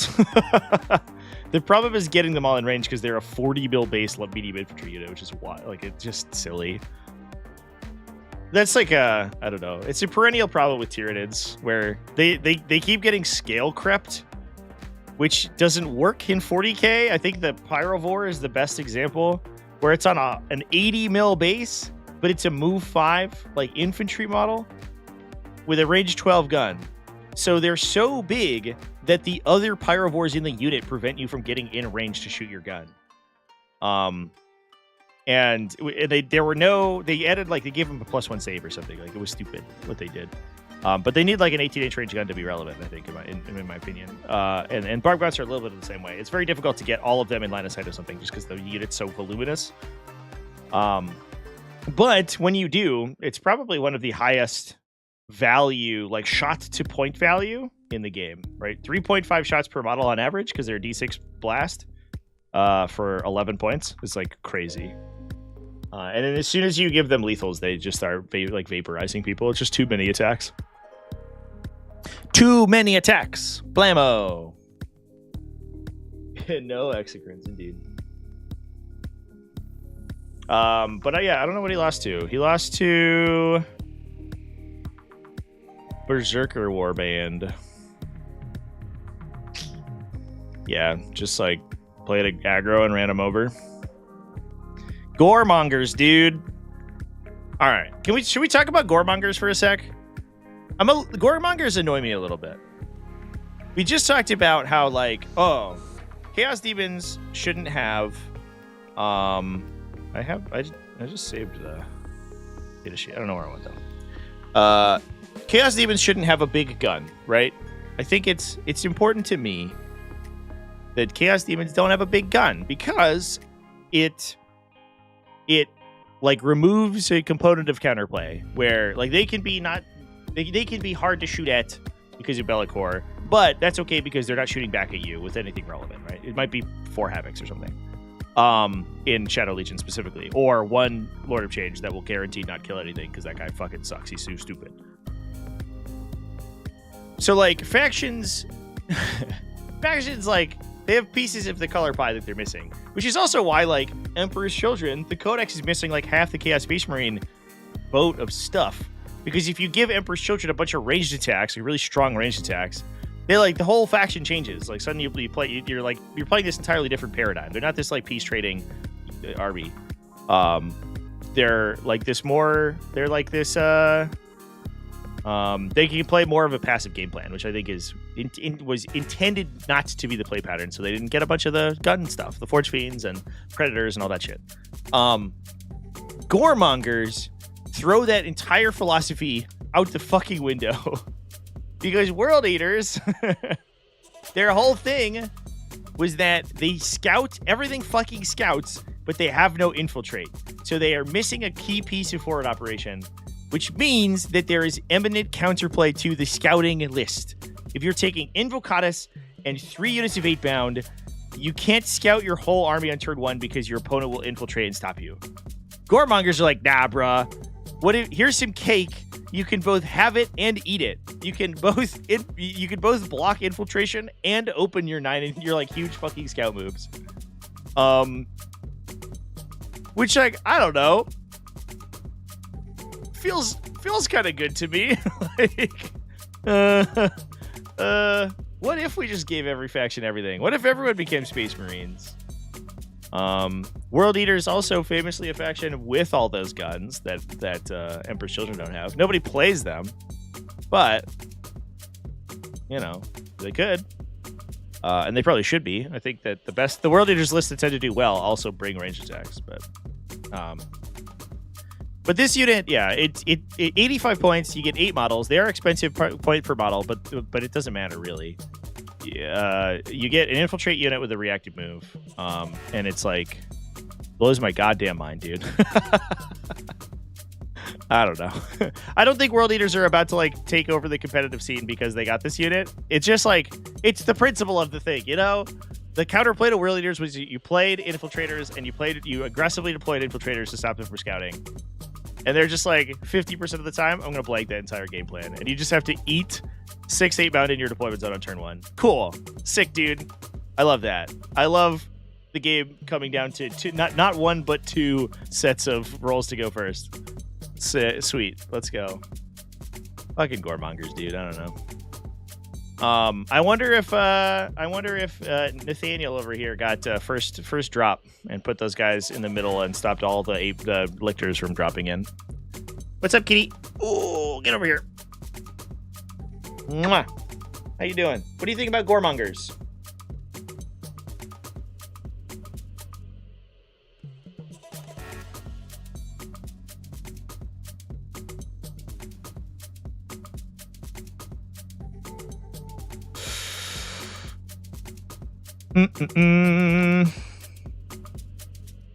It's like a key infiltrating unit through kill team is a smart marketing move. Yeah. What was the other unit that got released? Because they released 2, right? Oh, it was the Adeptus Sororitas one. Pure Sanctifiers? Is that right? Yeah, Sanctifiers. I actually had never read their data sheet. I have no idea what they do. But I mean, it's like the classic thing, right? Where if like a kill team set comes out, like it's probably just broken so that they sell a million of them. And then they'll nerf them in a sec. Though I do like it as a way to add content to armies like out of season. Like I don't hate that the kill team units are good. It is just like kind of weird when they build a whole codex and they just adds like a new thing. Like it basically is why we're talking about orcs right now, right? Like orcs traditionally, like in the 10th edition orc codex was like just fucking trash and heavy like shooting. But then they were like, hey guys, what if we release tank bustos and then support them really well? And you're like, oh, well, I guess this faction's good now. And the Goremongers feel like kind of the same deal, where it's like, you know, hey, we have a really good infiltrating unit. Like that data sheet's really good. Like they're super fast. They're move 11 when you bless them with a reactive move and infiltrate. Okay, cool, man. Sick dude. So like, not only am I gonna get my infiltration messed up, but you can also just move block me on turn 1. It's sweet. But like I said, it's not like world leaders are like killing everyone right now.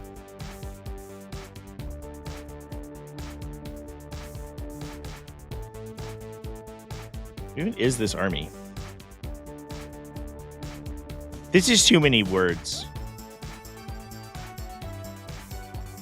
Who wrote this? A 6-inch scouting unit for 100 points that does something? They cast Burning Hands. Okay. Adorable. They're a fucking wizard. Oh, boy.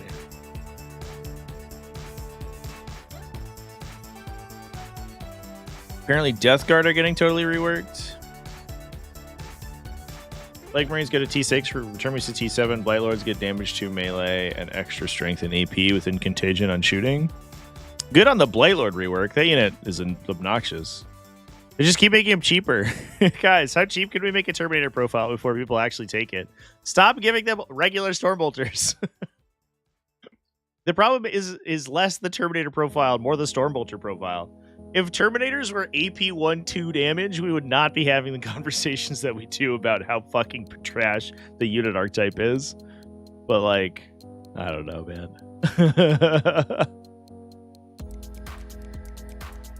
That counterplay was like an auto loss for them a lot of the time. That's not true. A lot of the movement couldn't be stopped, right? You would, like, I think the opposite becomes true, right? If you can't infiltrate, let's say that they just have a rule that says you can't infiltrate against me, and they go first, I think it flips on its head, right? Because they're going to hit something and then stage their entire army and then hit the rest of it turn 2. If they can't do that, the game is much closer. A lot of the turn 1 threats are not easily counterable either. Like, you can block 8-bound moves, but you can't block Angron. So oftentimes they still get the charge with Angron on turn 1.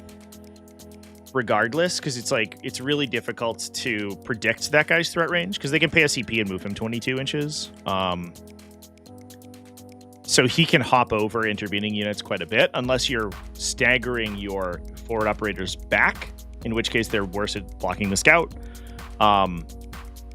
So aggressive armies like that want to go first anyway, and usually they will just be killing all of your infiltrators for free. And then they're just up on attrition and are staged for round 2. If you can't infiltrate against them, I think there's a lot of matchups where they just like bowl you over. We'll have to see, though. Obviously, like, they're new, and we've only seen a little bit of success from World Leaders so far.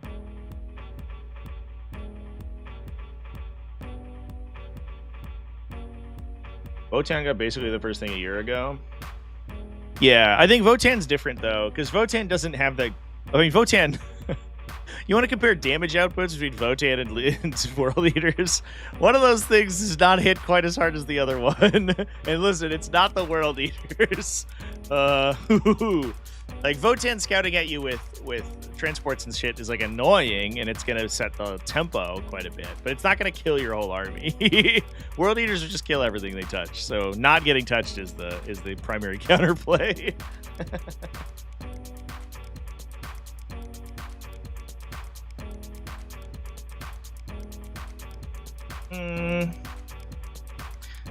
Death Shroud Terminators getting 6-inch deep strike charge. Hot diggity damn. Will Thousand Suns get a rework or keep their Cabal points? Almost certainly they get a rework. I think Cabal points in general will remain in some form. It might be a situation like Eldar where they kept Fate Dice, but Fate Dice became a detachment mechanic. We could see like Cult of Magic, because you still get Cabal points and then they have some other army ability. Cabal points as a concept are not going away, but I would be surprised if they remained exactly the same as they are in the index. I don't think we're going to see that.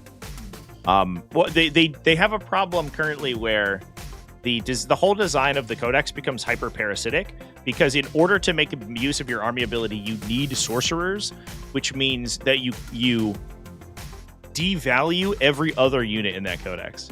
So like Thousand Sons are struggling right now because their army ability doesn't work if they aren't taking the sorcerers, which are also the best and most expensive units in the codex, which means that you will never play. You don't have enough points to play the other stuff. Like they also have Predators and fucking Mauler Fiends and Forge Fiends and all this shit that they never ever take because none of it generates Cabal points.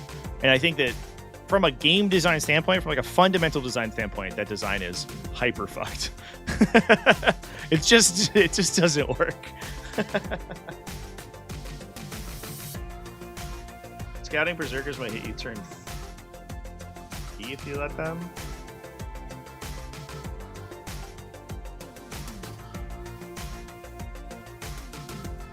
Issue is Votann, if the bikes don't get scout, then Votann just die. Yeah, Votann like need the movement block, for sure. But a lot of that's because like half of their game plan is like sort of setting a line of engagement that lets them score really heavily, because their damage output is just like so atrocious that it's so inconsistent they kill you with anything else is that it's like silly. Playing against them I played against them last week in a pickup game with the fucking Battle Brother Belial list. That piece of shit, Hippie Hunter. That was just such dog shit. But like they're just trying to kill like 3 Outriders, and just like they're dumping shot after shot after shot into an Outriders squad. Like I can't do it. It's too hard. It's too difficult. There's these 4 wounds. 4 wounds is too many. And you're in cover? No. This sucks. It's terrible. Yeah. But like, so they need to be able to move block you and then lock in for scoring, so that they can like leverage their big hits onto the stuff that's relevant. Don't worry, Belial will carry me. If that was a Stormlance list, I would have fucking won that game. Why do you make me play Lion's Blade? Lion's Blade's such a good detachment, but fucking so bad for bikes. Oh my god. For those who are lacking context, by the way, Hippie Hunter donated a bunch of money last week to make me play, or 2 weeks ago, I guess, to make me play a list that was all bikes, except it was a Lion's Blade task force with all bikes, except for a unit of 10 Terminators with Belial. You had to play 10 Terminators with Belial, and everything else had to be a bicycle. So we put as many bikes as we could fit into the list. Which, to be honest, Ravenwing bikes, fuck. Those things are so good. But Lion's Blade Task Force has literally no synergy with the list, which is unfortunate. I couldn't fall back in charge, so everything got engaged and didn't do anything for the rest of the game. It was sad. This Agitator dumps 36 damage. Yeah, the two shots sustained D3. Yeah. I could do between 0 and 42 damage. How much will it be? Yeah, it is a time to be alive.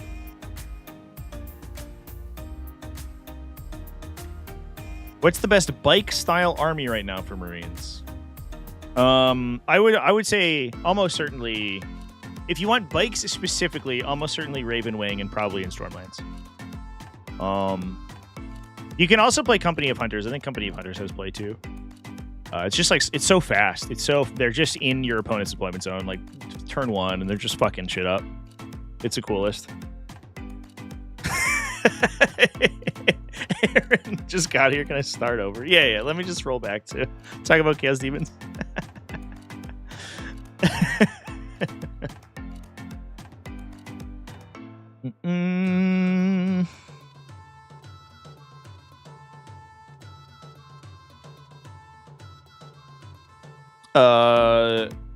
Cabal points going to battle size would make the Hellbrute playable alongside robots and vehicle detachment. Yeah, well, for sure, get like a robot and Hellbrute detachment, definitely. They gotta they built a whole Hellbrute for Space Marine 2. You can't just leave the Thousand Suns Hellbrute on the wayside.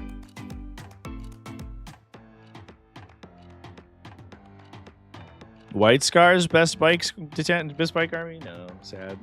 Or White Scars.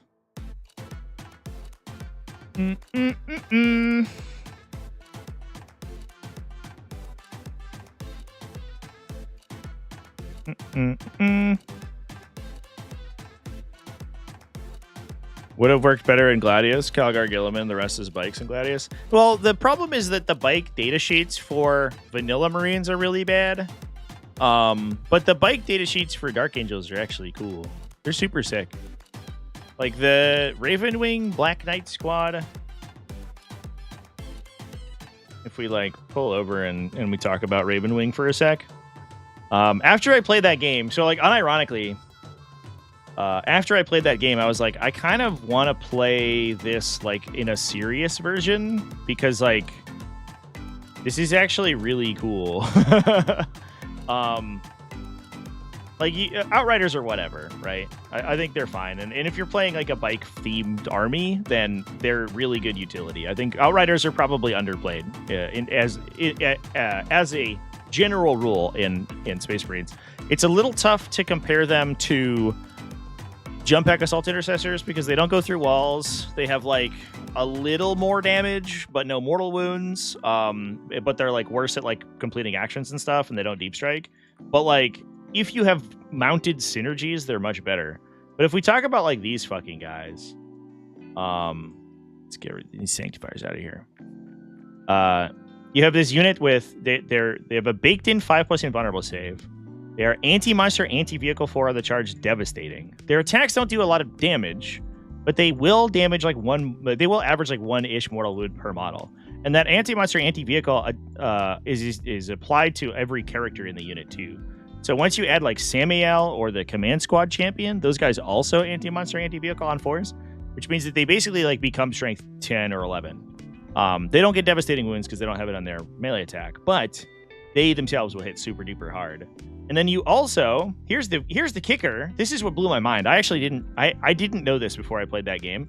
Their plasma tannins are 2-shot rapid fire 1. So if you can give them assault, which you can in Stormlance for a CP, you can plus you have Azrael in Dark Angels, by the way, so you have extra CP to play with.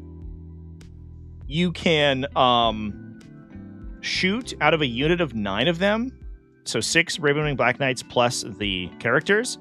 You can advance a billion inches, get close to your opponent, and then shoot 27 overcharged plasma shots. What the fuck is that? They shoot 27 times. You add literally any additional buff to that gunshot, and they'll just kill fucking anything, right? Storm Speed or Thunder Strike, Hammer Strike, Sustained Hits, whatever, Oath of Moment. Any of those buffs will supercharge this gunshot. Now, obviously, you're going to lose like 2 bikes to overcharge, but they have the Apothecary who can bring them back. And to be fair, if you're advancing, shooting, and charging, most of the unit is not going to get into melee after that anyway, because you're probably out of range. What's up, kitty cat? You are so annoying today. Holy shit. The unit actually, it slaps super duper hard. For 30 points a model, you get 3 plasma shots and a bunch of shit. Hot damn.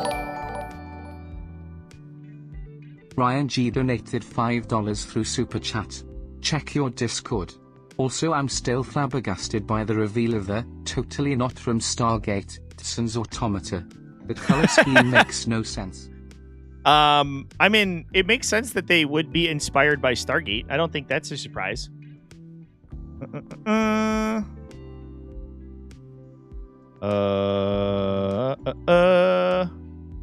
are we looking at? Oh, just the win rate stuff. Hippie Hunter says, first of all, thank you for the super chat. Appreciate you. Apparently, Demons performing better than Necron since the data slate. 5th overall. Yes. One of the highest first round loss factions. Yeah, I think Demons. Will forever be a bit of a skill cap army, right? It's like it's a really high floor, but also a high ceiling. Because as long as, like, if you play Unga Bunga Demons, which you can do, then you are subject to the whim of the 4+ invulnerable save. The entire army having like a 4+ invulnerable save means that sometimes you win the game because your opponent kills nothing, and sometimes you just fucking die. Your Bloodthirster dies to a single Predator Destructor, and then the game's over because your opponent's shooting you from 36 inches away and tripling their points. So you have to be able to play around your opponent's capacity to do that, and if you can do that, then Demons are really consistent and really strong. But obviously otherwise, then they're all over the place. Plague Legion's the highest win rate. Shadow Legion is the second highest win rate. Plague Legion, I imagine, I guess we can look at the stat check. Plague Legion, I imagine, has a significantly lower play rate. So it's like situation like the, Wind Rider Host, where Wind Rider Host was like a phenomenally pushed win rate, but like that's because it's like 2 players who are just winning all the time. Yeah, 63% win rate with 6 players. So it's a bunch of people going like 4-2, but it's only 6 people. And obviously one of them we just looked at won an entire GT, right? Legion of Excess still has a 50% win rate. Is that true? Q1 data slate. Okay. Legion of Excess. Wild.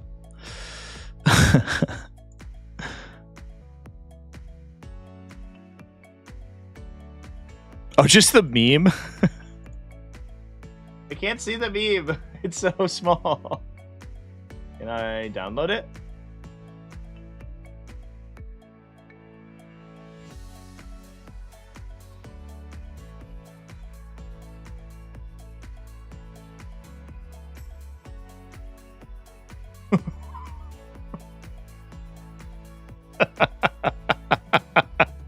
What did I just watch?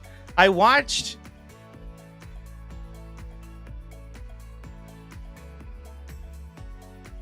I just want... I think it was Invincible. And this dude plays one of the characters. The guy who played Pinhead plays one of the characters. And I was like, wow, that guy's voice is like so... It's so familiar. And also like it has so much gravitas. His name's Doug or something, right? Doug Bradley. Who did he play? Fuck. And then I looked him up and I was like, oh, it's all coming together. I understand why I recognize this guy. He played some character in fucking Invincible. And now I don't remember who it is. I can't remember. I remember only his first name. We're on a first name basis, Doug Bradley and I. He played... Oh, the Technicians. Yeah, there's like literal Adeptus Mechanicus in Invincible.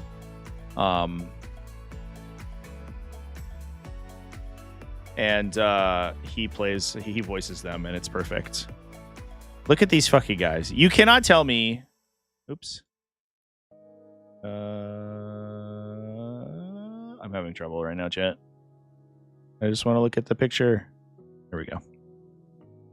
You cannot tell me that these guys are not Mechanicum pilled. Are you kidding me? And their whole deal is that they dissect things to like study them and then like graft, like mechanical parts and biological parts together. I was like, they're just Magos.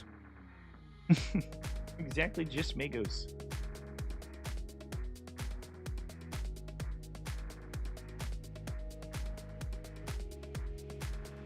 No, Cecil was played by somebody. I was like looking through the characters, the voice actors, and I was like shocked at how much like top tier talent is in that show. I guess I shouldn't be that surprised, because Cecil Stedman is Walton Goggins.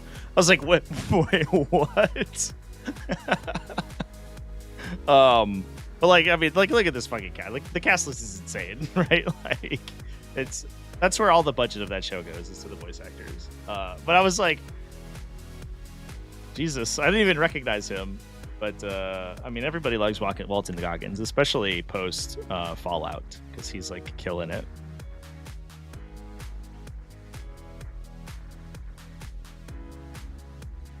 Yeah. Omni-Man, J.K. Simmons, obviously. That's a good one. Jillian Jacobs from Community is Adam Eve. Jason Mantzoukas from Brooklyn Nine-Nine. Who always, I don't know, he's supposed to play a teenager, but his like voice is like so gravelly. Or like not gravelly, but like raspy. It never really fit for me. Also, his Jason Mantzoukas' voice is like so iconic, like, or so recognizable that it always like pulled me out of the show. But I love him. He's like so funny that I didn't really mind.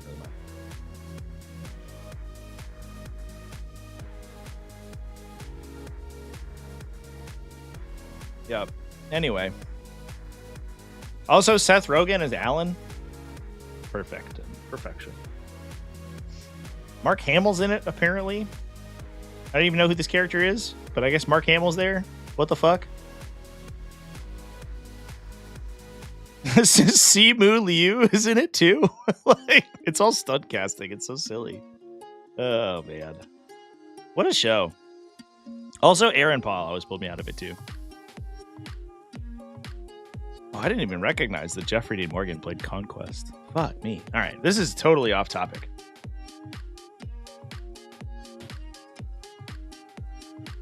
Last of Season 2 came out over the weekend. Oh, then I haven't seen it then. Oh, see, Last of Us Season 2? I don't know. I'm less Last of Us pilled, I think.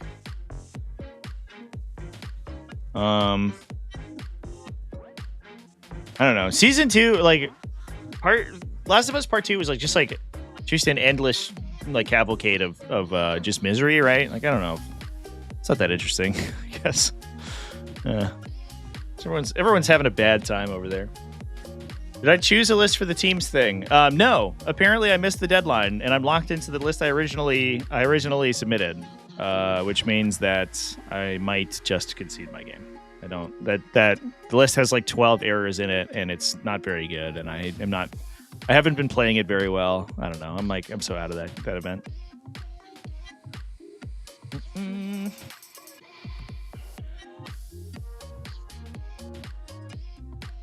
Did I like the? I've never played Last of Us. I only know the story because I watched the cutscenes when I was like a kid. I've never played the Last of Us game, so. Wait, I'm not list locked? All right. Well, you have to tell me how to change my list then, because dude said I was list locked. So I am. So I don't know. I will play a weird fucking Shadow Legion list for sure. Why is Black Templar so high on stat check but low as fuck on Meta Monday? So Meta Monday, honestly, I don't really know. Stat check usually has a longer tail on it. So like they'll bifurcate like the meta based on updates. Meta Monday I think is a little bit more agile, but I don't really know, to be honest. They also, I think they weight different events differently, and sometimes they include different different event scores. So like sometimes they'll include RTTs or GTs sub 24 players, which I think Stat Check explicitly discounts.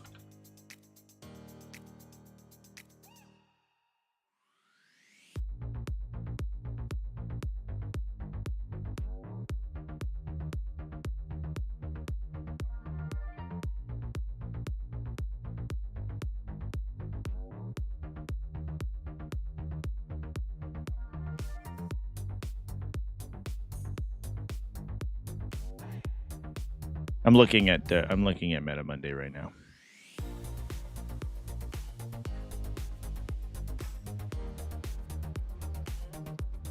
Oh, I think it's only week to week.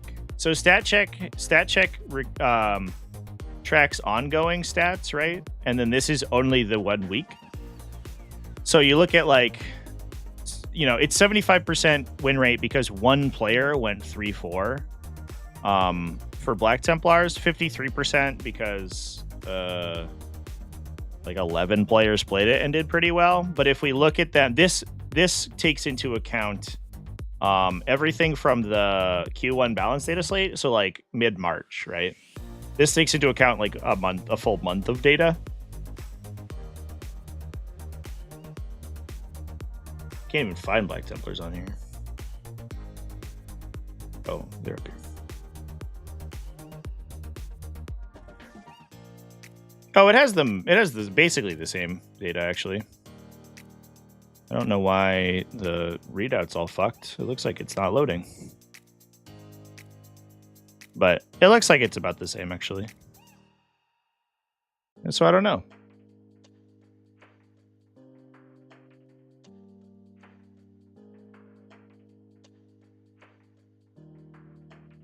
Read the Discord thread? Bro, I'm live streaming.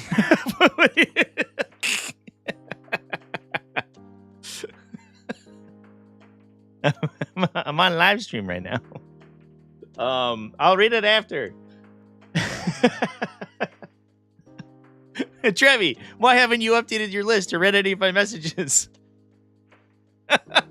I wonder if you could have tracked every single physical action I've taken over the last 90 minutes. Somehow, in some way. Oh, man. Good stuff. All right, chat. Anything else you want to take a peek at? We are talking about, we're kind of going all over the place right now. But we should run it back into 40k stuff. If anybody has any more factions they want to take a peek at, any more lists we want to look at. Is there an invite to the Discord? Yeah, on my link tree. I think you can get an exclamation point to the Discord is the easiest way. There you go. Assuming that the bot will work. There it goes. Boosh. Come hang out in my Discord. Tyranids where? In the trash bin. Here's where Tyranids are. Here's my cat. Why do you do this to me, cat? What are you doing? You're such a funny little animal. Come here. Sit down. Hang out. Ultramarines are finally on the up and up. Yeah, Ultramarines finally getting some work done. How are Blood Angels looking? That's a great question. You can look for some Blood Angels. Close all these windows I opened. That was a good meme, Hippie Hunter, by the way. I appreciate that. Now I know there was a little bit of Blood Angels action going on over the weekend. I don't know how well they did. This is at Battle Tent Alzheimer's. Zach Hiltz went X2. Blood Angels at Firebug. Yeah, X1 from Pascal Haberstrom. Playing Liberator Assault Group. Ragefood Warrior Captain Mephistion. Commander Dante. Assault Intercessor Squad. Another Intercessor Squad. Regular Impulsor for the Assault Intercessors to hang out in. Triple Jump Pack Assault Intercessors, normal stuff. Ballistic Dreadnoughts for shooting. There we go, chat. Bladeguard Veterans. Interesting. We don't have any Speed of the Primarch guys. Which I think is, I have seen pretty commonly played in the oh shit, it's double Bladeguard Veterans. All right, well, I'll go fuck myself. Sometimes you play the Bladeguard Veteran Squad as like a kind of a counter to the Melee Mirror, because they have a 4+, they're 4+ invulnerable save dudes, but they could also, you can give them like a Judiciary or a Speed Captain, and then they get a Fight First activation, and they can just like be a heroic intervener. It's very common. But in this case, we're just playing them as a beat stick. Big old beat stick, boys. I like it.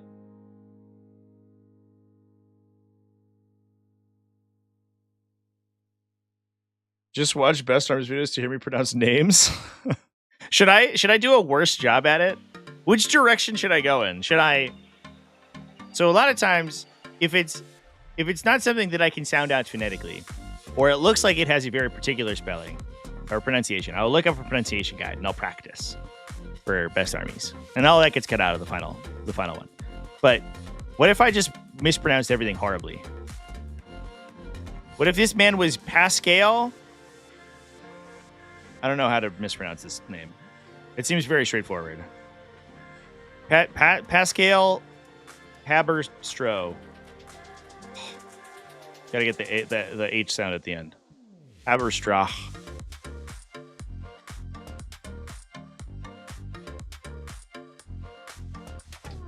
Go the Angry Joe route and mispronounce it for years. Then it just becomes like a meme. I mean, Angry Joe is very successful. I'm streaming with Angry Joe next month again, by the way, chat. I'm going to be at DreamHack in Dallas for DreamHack towards the end of May, and we're gonna be doing another live stream collab. So I'll have more information about that when we get closer to it. But That's gonna be super fun. We're not. I don't think we're gonna play 40k. We're probably gonna play Breachstorm, but he and I had a meeting at Adepticon. I was in his Adepticon video, which is always fun. He's like so energetic in those fucking things. It's so fun. A Reddit thread? Hell yeah, love a good Reddit thread. At least it won't be a Reddit thread about how I interrupted a game while being the active judge for the game and made a correct ruling that the Reddit player told me was wrong. Okay, Reddit people. Continue to be bad at rules, I guess, for the rest of time. What a cesspit.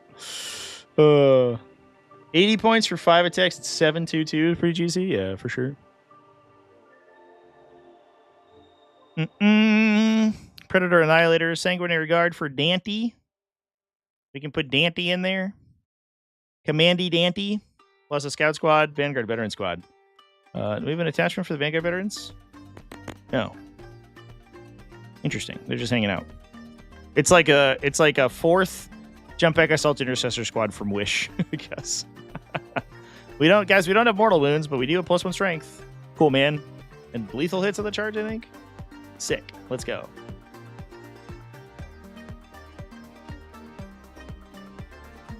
I didn't meet Guillermo del Toro because our fucking booth sucked, dude. Man, I did my taxes last night and going over the finances for Adepticon. Oh boy. It was rough, dude. Our booth was horrible. It was really, really bad. We had a very bad Adepticon. Ooh. Yeah, they are really mediocre. The Vanguard veterans, but it's like workable. For a while, that was the meta. It was you took the jump pack captain to give them +1 strength, and they would push the strength 8 on the charge. And that was pretty good. The downside is that their AP sucks because they have heirloom weapons, which is like the dumbest weapon profile ever.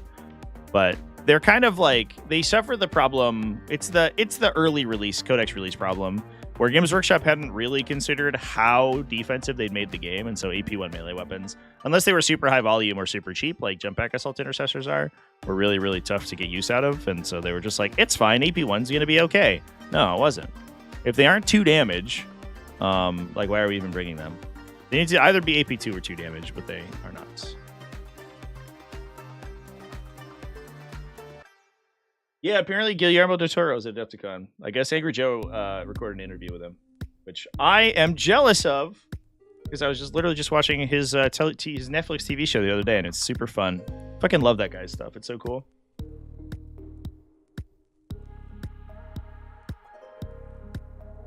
Any Tyranids? So anyway, there's Blood Angels, chat. Oh, it's a 10-man Jump Pack Assault Intercessor Squad. Actually just noticed. It's 2 5s and a 10. Which is pretty cute. I think, I don't know. These guys are really scary. With the Lance strat, I feel like they're... Michael Allen, fist emoji, donated $1.99 through Super Chat. You think demons are fine or need a slight change? Thank you for the Super Chat, Michael. Appreciate that, buddy. I do think they probably need a slight change, for sure. I don't know what the change is going to be. It might be a... It might be a change to... It might be a change to Leaping Shadows, or like the enhancements in Shadow Legion feel like maybe the easiest thing to hit for me. It would make me a little sad if they hit all of the detachment abilities, but because like I don't know, it feels like a very interesting like undivided demon kind of like variety. But I do think that like maybe they restrict Fade to Darkness from monsters. I think would be an easy change. And if they hit Leaping Shadows to like a 6-inch scout instead of a 9-inch scout, like 9 inches is really far. I'm not really sure why they scout longer than they do, and like they scout farther than their base movement, which is bizarre. I think those would be the easiest changes to make to demons. But I do think demons do need a change. I think Shadow Legion is too strong for sure. They're almost certainly the current sort of metagame frontrunners, definitely. Should you sell your old metal OOP Thunderhammer Storm Shield like Terminators? I think 40k almost always rewards the Hodl gang. Just wait until they're meta and then sell them, and then people will pay like out the fucking nose for old stuff that has the right weapons. We want to look at some Tyranids. Patrick Schmidt was 5-1 with Tyranids. Did I do that right, chat? Jean-Marc, did I? Okay. Patrick Schmidt, you got me, buddy. What is this event? Firebug open. Somebody at Fred from Breaking Heads with his insane night loadout. It's like, I don't know. I wrote the things down. Patrick Schmidt over here just playing Tyranids. This is how you win with Tyranids, chats. Yeah, that's my comeuppance for sure. I was karmically rewarded for my perfect pronunciation. This is what you play to win with Tyranids. You go 5-1 if you just play this.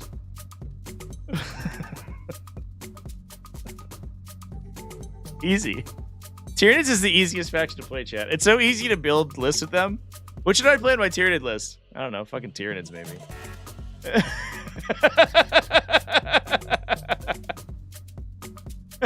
You imagine him and he's doing a pre-game discussion with his opponent. Like, do you know what my army does? And he's like, no, I'm not familiar. He's like, all right, well, it's Tyranids. Then it just moves on. You want to roll to go first? Let's go. What'd you test you're playing? I don't know. Tyranid 1, I guess.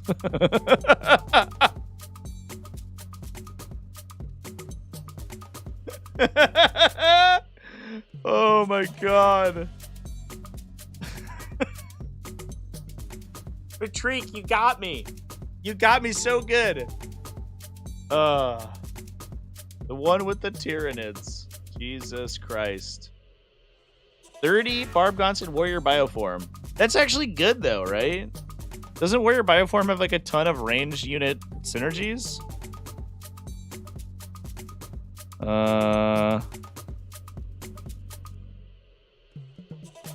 I'm gonna do that, and then I'm gonna in the list document for Twitch, I'm gonna just write NIDS. You can do reroll wounds of 1. You can do +2 strength.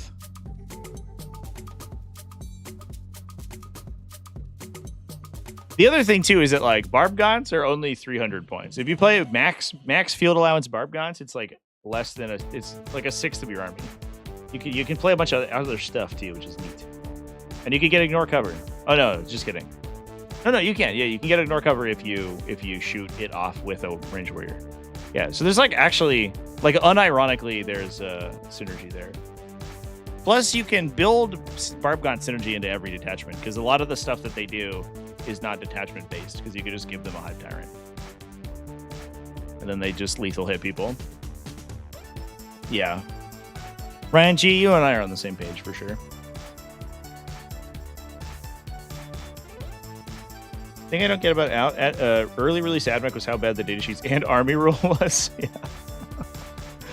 Yeah. It's funny. It feels like every once in a while one thing like falls through the cracks and like, whoops, we made this unit really good. We meant to make the faction trash, but we made this unit really good. All right, chat. I think that feels like a pretty good place to wrap up. Patrick Schmidt, you fucking got me, dude. Good list. I wanna look at everyone's list now. Anybody else just like write demons? What am I playing? Tau. No, everybody else wrote out their lists. At least be consistent, Firebug Open. Be consistently write nothing in your army. Emperor's Children went 5-1. Wait, what? It's coterie for sure, right? It's a picture of a Excel document. I love it. Emperor's Children went X1. Let's go.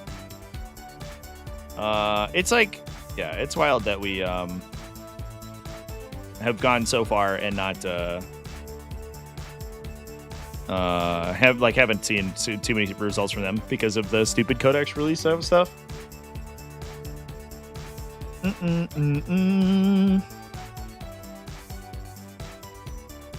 He's running double Demon Princes, a Pledge of Unholy Fortune on a Demon Prince. All right, fair enough. I played against it on a Lord Cacophony.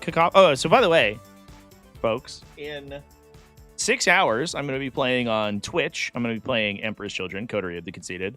And I put it on a Lord Cacophonist because you get like lethal sustain on those guys. Once you start getting the pledge tokens out, the Lord Cacophonist auto flips for his unit. So you can get a lethal sustain after rolling all your attacks with rerolls and shit. It's actually really good in a Noise Marine squad. And I was like, fuck, okay. Well, we're playing this guy. For 80 points on top of that unit. He also has 2 Scribber pistols. So like once you get within 12, he shoots like 2 more guys in the unit.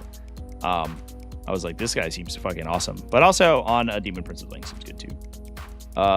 Triple Lord Exultant, triple Chaos Rhino, triple Noise Marine, triple Infractor, triple Tormentor, War Dog Carnivore. Love it, dude. That is Emperor's Children to a T right there. No Lucius the Eternal. Warlord is... Demon Prince, I guess. I don't know which one, but I guess one of the Demon Princes. That Warlord selection is important for Coterie because the Warlord takes the damage when you fail your pledges. So putting it on someone who has like a pretty reasonable boatload of wounds, but isn't necessarily like immediately in the fight is usually where you want it to go.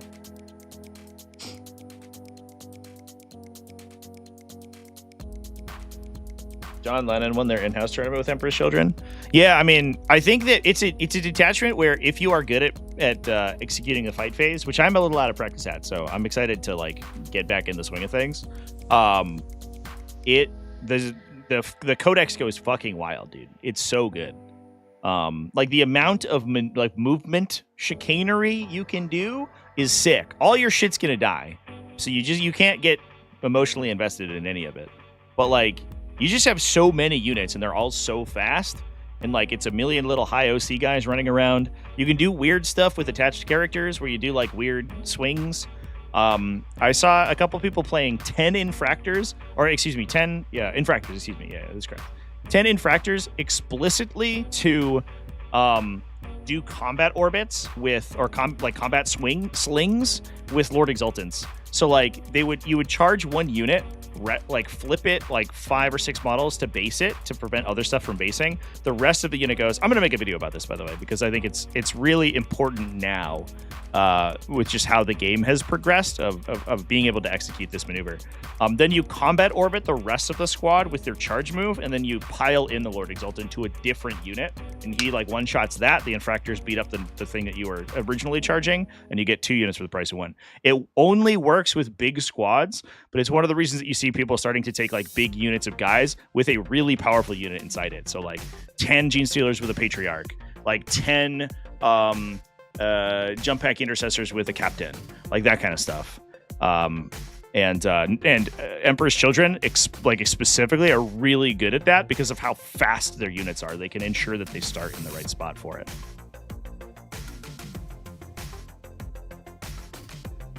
I either fail all my charges or roll boxcar. Yeah, so one of the things I do, I just did my taxes, right? And one of the things I have to do for taxes is because I can write off my travel costs.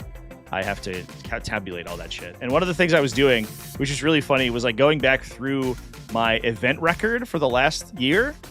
And I was like, what happened in any of these events? And I remember one of them, I kept getting to like for basically the entire year, I would get to the finals of an event, and then like something dumb would happen, I would lose. I played Sam Pope in event finals, and he won because he had to like make a 2d6 leadership test and then roll like some number to get onto an objective to win bottom 5. Otherwise I had him. And then I played another game, and I played against Drew Salzborn, who at the time was number 1 Votan. He was playing Votan. And I was playing fucking Vanguard Invasion, dude, like a moron.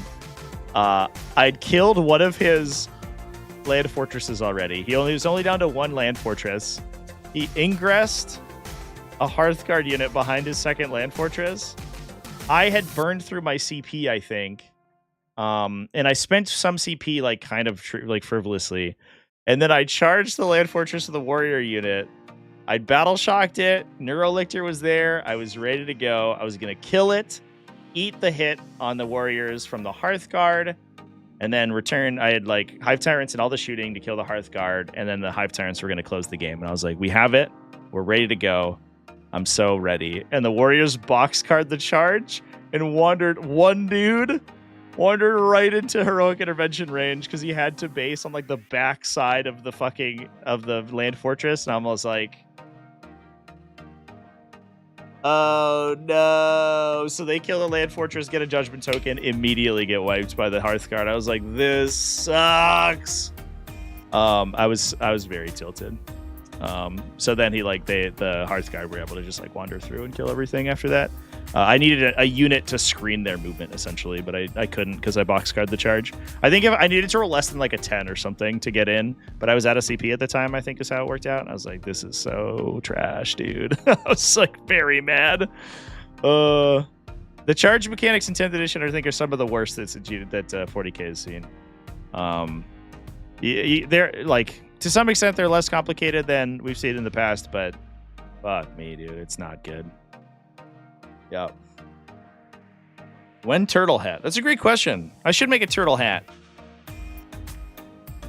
No fun with Tyranids. I know. Yeah. I liked that list though. I was playing triple Moloch. It was like triple Moloch, triple Exocrine, Hive Tyrant, like Winged Hive Tyrant, and some other stuff. I had like double melee warriors, a bunch of lictors and shit. It was fun. The detachment's really fun. Oh, but yeah, that's just my story of boxcarring my charge. Sad times. But I should have banked a CP to reroll it so I could get a lower number. Because I think the actual charge distance was like a 4 or 5. It was not. I did not need to go that far to get it. All right, chat. With that, though, I think I'm going to pop off. I think that's going to be it for me today. Good talking about all this stuff, all this Emperor's Children and stuff. I'm really excited about it. I am going to be live this evening over on Twitchies. We're going to get bevved up. We're going to play some Emperor's Children, and we're going to have a great time. I'm excited. We're playing against NC Conroy from the Discord. We got paired in the tournament. I don't know what he's playing. It's probably some Space Wolves trash, which I'm excited to rock out. I played actually Emperor's Children against Space Wolves my first game with them, and I got like just pooped on really hard. I didn't play very well, though. I think I'm much better at it now. But yeah, I'm excited to play that game. So cheers, everyone. Thanks for hanging out with me today, and I'll see you later this evening. Stay tuned as well. Over the course of the week, we have a stream scheduled, I think, on Twitch for most of the week. I have a little bit of kind of unrelated work to get done this week, but I do expect to have at least one more video out this week, as well as some shorts content. So lots going on, and I'm going to be working this weekend on content as well. So lots of stuff going on. Can we do nothing but whips? I don't think so. I don't think that's possible. Like that every unit has to have a whip? That's probably possible, but I don't think it's possible that every model has whips. Because it's like, it's only unit champions and like the Lord Exultant, right? That can actually get one. So you run out of space.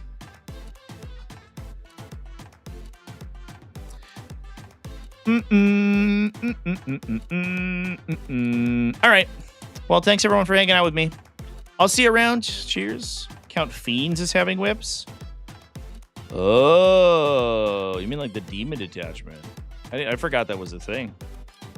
That might be possible. You get Celeste? Do they have Celeste? Actually, I have no idea. Well, I guess all right. Do you count the Bloodthirsters? Fucking. Oh no, you can't take a Bloodthirster because you need blood letters. But if we wanted to get real spicy with the chats, we could take Bloodthirsters. I was gonna submit a list for a hot minute. I was like, what if we get really like stupid with it and we submit a list with Scarbrand in it? And be like, I don't know, he's basically another demon prince. I'm like, I can only take 3 demon princes, but he advances and charges too. He might as well be a Slanesh demon. Like, fuck it. As long as I don't elect for Lucius to be my warlord, I can take Scarbrand. But I need to take blood letters too, which is a letdown. That man does not have a whip, but The big flail demon bloodthirster. You'd count that as a whip. With the little axe, the 8 attack axe that nobody ever plays because its AP's bad. You can play that guy. Be cute. All right, chat. That's going to be it for me today. Thanks everyone for hanging out. I'll see you in the next one. Cheers.